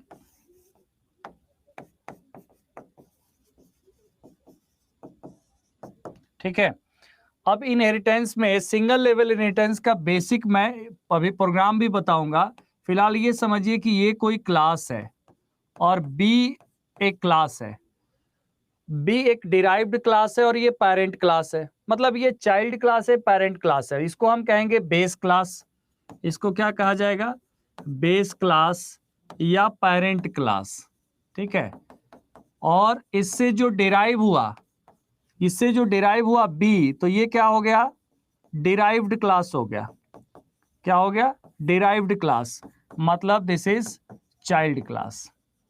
ठीक है, तो इसका मतलब ये होता है कि जब बेस क्लास ए से कोई क्लास बी डिराइव हुआ, इसका मतलब बी क्या कर सकता है, बी ए क्लास के फंक्शन को एज वेल एज उसके मेंबर, मतलब डेटा मेंबर और मेंबर फंक्शन को एक्सेस कर सकता है।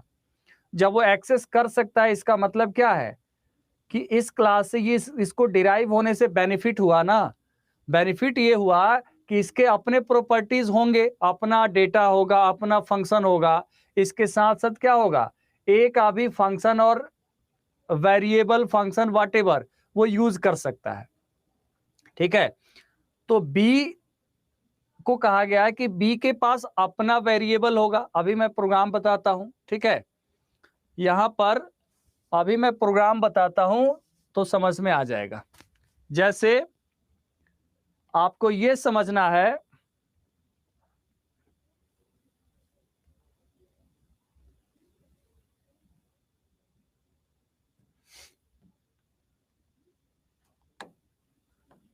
ठीक है, अब थोड़ा देर आपको पेशेंस में रखना है, ठीक है, थोड़ा सा पेशेंस में रखना है। जैसे हमने कोई क्लास यूज किया, क्लास हमने यूज किया, क्लास का दे दिया हमने नाम नंबर, ठीक है, क्लास, और क्लास को आपको पता है क्लास, क्लास नेम, हमने यहां पर करली ब्रेसेस ओपन कर लिया, ठीक है, और हमने यहां पर क्या यूज किया, इंट n1, यहां पर एक नंबर हमने डिक्लेयर किया n1 with the type integer, ठीक है, और यहां पर हमने क्या किया, एक फंक्शन यूज किया पब्लिक, और पब्लिक में हमने फंक्शन क्या यूज किया, एक फंक्शन void get n, ये हमने एक फंक्शन डिक्लेयर कर दिया, ठीक है, हमने एक फंक्शन यहां पर कर दिया, और हमने क्या कर दिया, सी आउट वाट एवर, यहां पर सी आउट तो किया ही किया, ठीक है, ये समझ गया। सी इन मतलब कंसोल आउटपुट हमने दिखा दिया द वैल्यू ऑफ n1, और कंसोल इनपुट हमने क्या दिखा दिया, हमने दिखा दिया n1, ठीक है, तो n1 यहां पर हमने यूजर से ले लिया, ठीक है, और उसके बाद हमने इस क्लास को क्या किया, क्लोज कर दिया। इसका मतलब ये है, इसका मतलब हमने एक क्लास नंबर लिया, n1 यहां पर हमने वेरिएबल डिक्लेयर कर दिया, पब्लिक void get n हमने एक फंक्शन यूज किया, ये जो है ये आपका अंडरस्कोर है, गेट नंबर करके फंक्शन है, सी आउट हमने यहां पर दे दिया कि द वैल्यू ऑफ, चलिए मैं लिख ही देता हूं, ठीक है,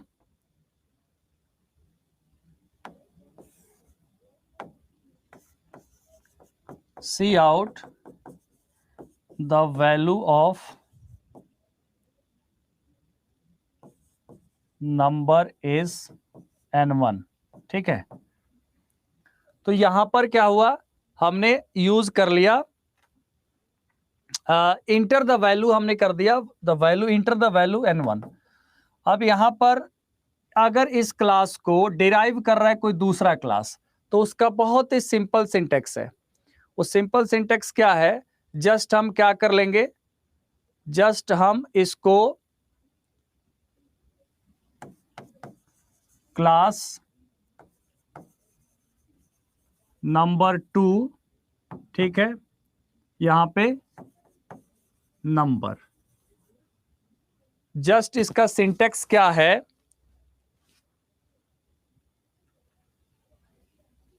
केवल हम कॉलन यूज करके क्या कर रहे हैं, यहां पे ये डिराइव्ड क्लास है, ये कौन सा क्लास है, ये डिराइव्ड क्लास है,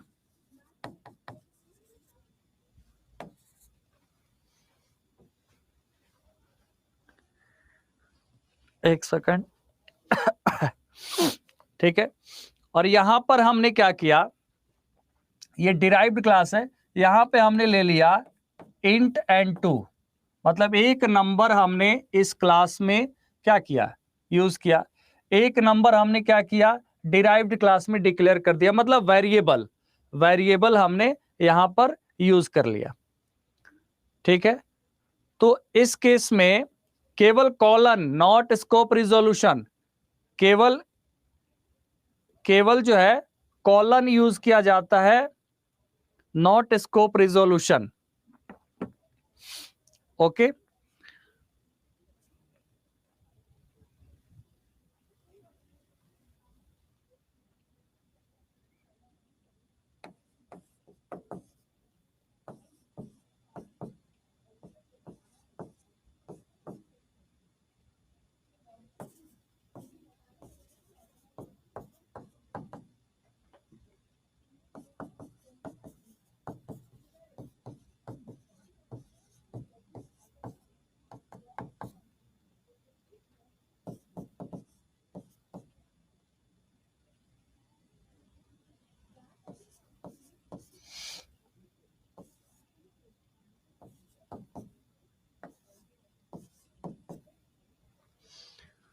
अब यहां पर एक बात समझना है आपको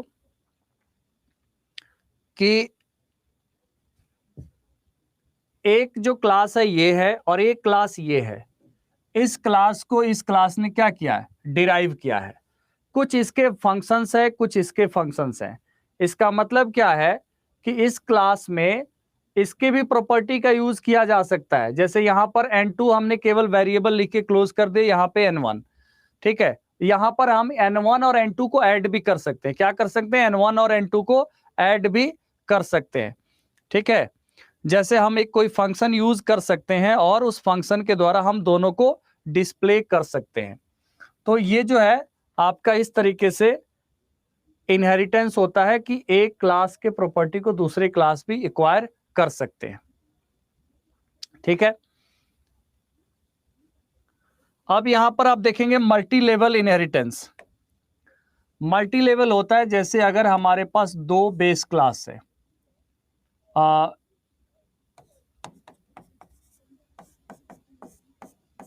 यहां पर मल्टी लेवल में क्या होता है, ये मल्टी लेवल है। मल्टी लेवल, एक क्लास ए है, बी क्या कर रहा है, ए को एक्वायर कर रहा है। बी क्या कर रहा है, ए को एक्वायर कर रहा है। और ऐसे में और अगेन जो है सी इससे डिराइव हो रहा है, तो इसको हम कहेंगे मल्टी लेवल इनहेरिटेंस, ठीक है। इसको हम क्या कहेंगे, मल्टी लेवल इनहेरिटेंस कहेंगे। पहले स्ट्रक्चर मैं बता देता हूं, फिर आपको। और मल्टीपल इनहेरिटेंस क्या होता है, when a derived class having two and more base class। जैसे यहां पर A और B है, दो बेस क्लास है और यहां पर क्या है, एक ही डिराइव्ड क्लास है। तो ये जो हो जाता है वो क्या हो जाता है, ये आपका मल्टीपल इनहेरिटेंस हो जाता है, ठीक है। ए और बी बेस क्लास है और सी डिराइव्ड क्लास, तो इसको कहेंगे मल्टीपल इनहेरिटेंस और इसको कहेंगे मल्टी लेवल इनहेरिटेंस, ठीक है। एंड उसके अलावा मल्टीपल इनहेरिटेंस में क्या होता है कि when a derived class inherit from the multiple base class, like यहां पर A B, it can be C also, तो it is called multiple inheritance, ठीक है। और इसके बाद होता है आपका हायरार्किकल। इसका ठीक उल्टा हो जाता है। हायरार्किकल जो होता है, इसमें क्या होता है कि एक क्लास के प्रॉपर्टी को अगर मोर देन दो, एक बेस क्लास के प्रॉपर्टी को मोर than one derived class acquire करता हो, तो ये होगा हायरार्किकल इनहेरिटेंस। क्या हो जाएगा, इट्स ट्री लाइक स्ट्रक्चर बन रहा है। तो यहां पर ये बेस क्लास हो गया, it can be D also, मतलब these are the derived class, all are derived class, derived from the class A, ठीक है। तो यहां पर सिंपल सा आपको कॉन्सेप्ट क्या है, जैसे अगर हम बात करें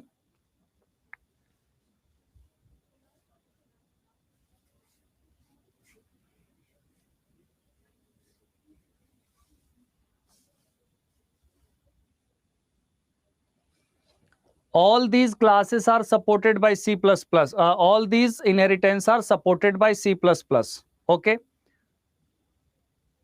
सिंगल लेवल, जैसा हमने यहां पर बताया, single level inheritance, multi level inheritance, multiple inheritance, hierarchical inheritance. तो these are the type of inheritance. इसको हम लोग प्रोग्राम के थ्रू देखेंगे, ठीक है।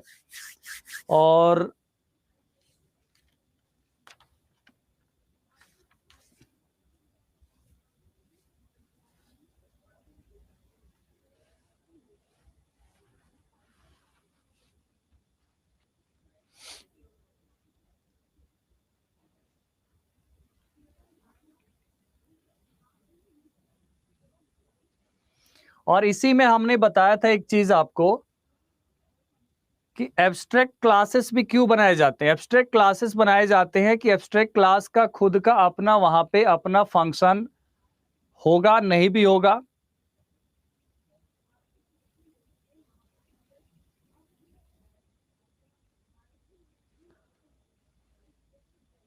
देखिए, अगर ये कॉन्सेप्ट आपको समझ में आ गया जो मैंने बताया है, तो सिमिलरली हमने इनहेरिटेंस में आपको बता दिया कि क्लास नेम, जैसे ये बेस क्लास नेम, इसका सिंटेक्स क्या होता है, base class colon derived class, ठीक है। ये आपका यहां पर क्या यूज होता है, कॉलन यूज होता है फॉर डिराइव्ड क्लास इनहेरिटेंस के लिए। ओके, तो मैं यहीं पे आज आपको पहले पीडीएफ कन्वर्ट करके दे देता हूं, और कल जो है यहीं से स्टार्ट करेंगे, इसके प्रोग्राम से शुरू करके स्टार्ट करेंगे, ठीक है। कोई दिक्कत किसी को बताइए मुझे।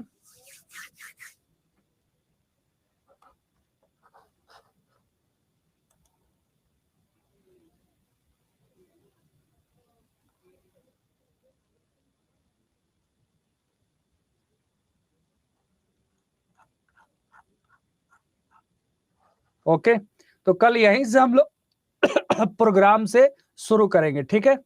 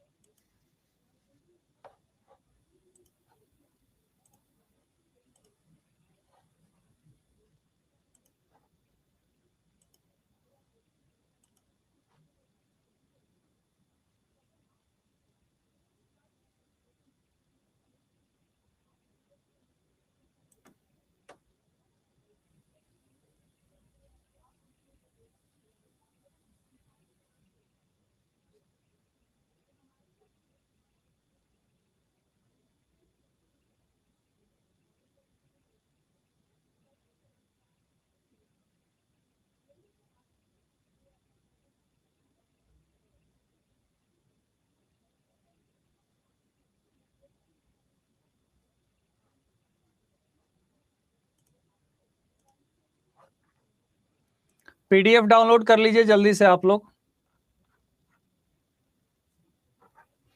इससे रिलेटेड जो भी डाउट्स होंगे उसके लिए हमने सेशन रखूंगा मैं 1 घंटे का, ठीक है। कल का क्लास आप लोग कर लीजिए और फिर आधे घंटे का मैं आपको मतलब कल तो शायद फ्राइडे है, सैटरडे के दिन आपका डाउट सेशन रख दूंगा, ठीक है। जो भी डाउट्स होंगे इस जितने भी कराए हैं प्रोग्रामिंग उससे रिलेटेड परसों डाउट सेशन रख दूंगा शनिवार के दिन। तो परसों जो भी आप डाउट्स होंगे वो परसों आप लोग पूछ लेना, पहले कल टॉपिक कर लेते हैं उसके बाद परसों आपके डाउट्स ले लेंगे।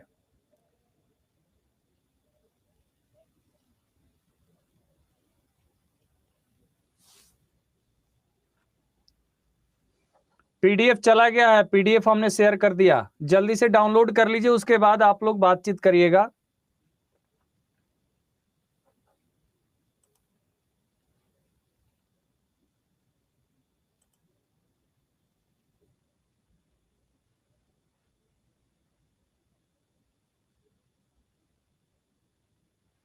डाउट देखिए, कुछ लोगों का प्रश्न है कि डाउट सुनते नहीं है। देखिए हम सुनते हैं जितना पॉसिबल हो पाता है, लेकिन आप भी बताइए कि इतने लोगों का क्या ऐसे सेशन के दौरान मैं कितना सुनूंगा, बताइए। सेशन के दौरान तो डाउट्स होंगे ही होंगे, तो जब मैं अलग से सेशन दे रहा हूं तब भी परेशानी है, बताइए। मैं शनिवार डाउट्स ही करूंगा तो डाउट्स ही उस दिन करेंगे, क्या दिक्कत है। उसमें तो पेशेंस रखना पड़ेगा ना, जैसे एक का क्वेश्चन आया तो बाकी लोग को चुपचाप, बाकी जितने भी लोग हैं, हजारों लोग हैं, वो चुपचाप रहेंगे तो उसका डाउट्स क्लियर होगा। अब एक साथ तो सबका डाउट आएगा ही आएगा, तो क्या एक साथ वो सबका डाउट सोल्व नहीं होगा? It's not practical.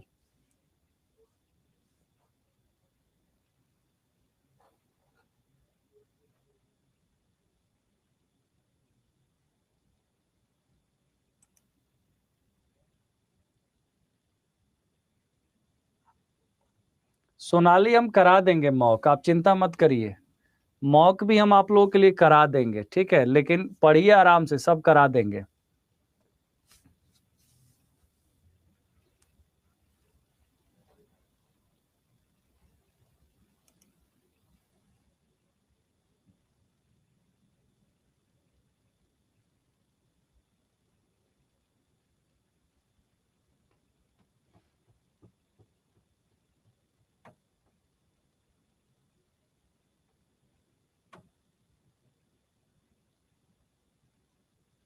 शनिवार के दिन मृदुल कुमार जी आपका जो डाउट होगा आप ले लीजिएगा, ठीक है। मैं डाउट का ही मैं आज ही अपडेट कर देता हूं शनिवार, कल तो फ्राइडे है, सैटरडे डाउट, ठीक है।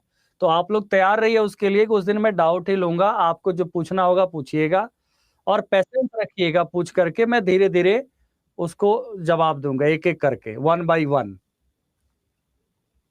हो सकता है कई लोगों का कॉमन ही डाउट हो, कई लोगों का।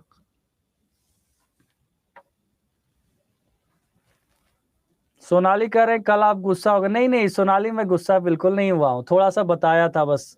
कोई कोई गुस्से की बात नहीं है, आप लोगों से गुस्सा होकर मैं कहाँ जाऊंगा, बताइए। पूरी लाइफ आप ही लोगों से जुड़ी है हमारी, सुबह से शाम तक तो हमें पढ़ाना ही है, तो हम गुस्सा करके कहाँ जाएंगे। हमें ऐसा तो है नहीं कि हमें कुछ और करना है। हाँ क्वेश्चन बहुत तैयार है, ऐसा नहीं कि क्वेश्चन नहीं है, तो क्वेश्चन मैं कराऊंगा, लेकिन ये तब कराऊंगा जब आप लोग मतलब ज्यादा परेशान रहिएगा, तब तो नहीं होगा ना। कुछ भी काम होता है उसके लिए एक स्वस्थ माहौल होना चाहिए, एक हेल्दी एनवायरनमेंट होना चाहिए। क्वेश्चन है हमारे पास, ऐसा नहीं कि नहीं है, और क्वेश्चन मैं करा भी दूंगा। लेकिन अब आप कहेंगे कि सर आज ही करा दीजिए, आज ही 5 घंटा कर लीजिए, तो नहीं होगा। हमने पूरा प्लान दिया हुआ था, पहले भी मैं कह रहा हूं, आज भी कह रहा हूं, उससे ज्यादा जरूर करा दूंगा, ठीक है। लेकिन चैट बॉक्स में केवल लिखने से नहीं होगा ना, हम खुद ही ध्यान में रखे हुए क्वेश्चन हम कराएंगे ही कराएंगे। वो मुझे खुद ही मतलब एहसास हुआ कि हमें क्वेश्चन कराना है, एक बार थोड़ा सा टॉपिक आगे बढ़ जाए। और ये प्रोग्रामिंग, देख प्रोग्रामिंग कॉन्सेप्ट क्या होगा, यही इनहेरिटेंस, कहीं पे कुछ होगा कुछ नहीं होगा, बट कितना बदलेगा, 10% चेंज होगा, वो हो जाएगा।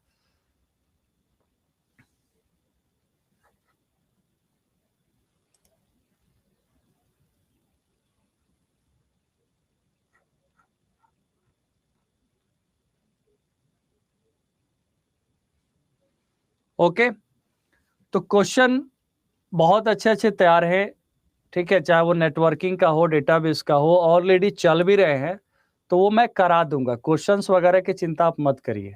आप लोग कहिए मैं कल से ही शुरू कर देता हूं, लेकिन वो सब प्रेम से होता है लड़ाई झगड़े से नहीं होता है। कोई भी काम होगा वो हेल्दी एंड एटमॉस्फेयर से होता है।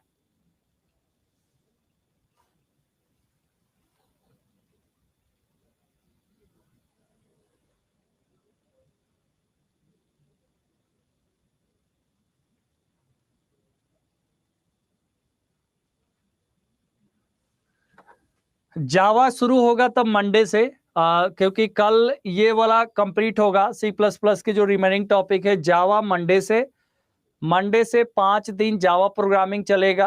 5 दिन 4 दिन मतलब हो सकता है वो जल्दी हो जाए, क्योंकि सी प्लस प्लस करने के बाद जावा में केवल सिंटेक्स डिफरेंट होते हैं, बहुत कुछ अलग नहीं है, ठीक है। तो वो करा दूंगा मैं। जावा हो जाएगा, उसके बाद जो है आपके डेटा स्ट्रक्चर, ठीक है, और फिर पाइथन, सब कुछ हो जाएगा। लेकिन आपको पेशेंस से रहिए, ऐसा कुछ नहीं रहेगा जो मैं 18 को कहा हूं ना, मैं 16 तारीख, मैं 15 को सब कुछ करवा दूंगा, 14 तक। और उसके बाद जो रिमेनिंग डेज बचेंगे, मतलब उसमें प्रैक्टिस, और प्रैक्टिस के लिए मैं एक्स्ट्रा भी सेशन लगाऊंगा। मैंने नहीं लगाया, उसका कारण ये था, मुझे पता है कि 2 घंटे आप स्टडी करते हैं, आपको रिवीजन के लिए समय चाहिए, आपको क्वेश्चन प्रैक्टिस करना है, आपके पास भी बहुत सारा मटेरियल होगा, उसको पढ़ना है। तो ये नहीं है कि बस मैं 5 घंटे मैं ही अपना कराते रहूं और आप लोग उसको ना पढ़ेंगे, रिवीजन नहीं करेंगे, तो कोई फायदा नहीं होगा।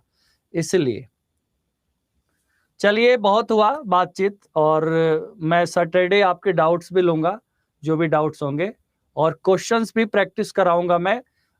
कुछ ऐसे भी क्वेश्चंस होते हैं जो हम, हो सकता है हमने नहीं पढ़ा हो सकता है, मैं मानता हूं, उसको भी मैं कराऊंगा और उसको भी क्लियर करूंगा, ठीक है। Okay, bye bye, take care everyone.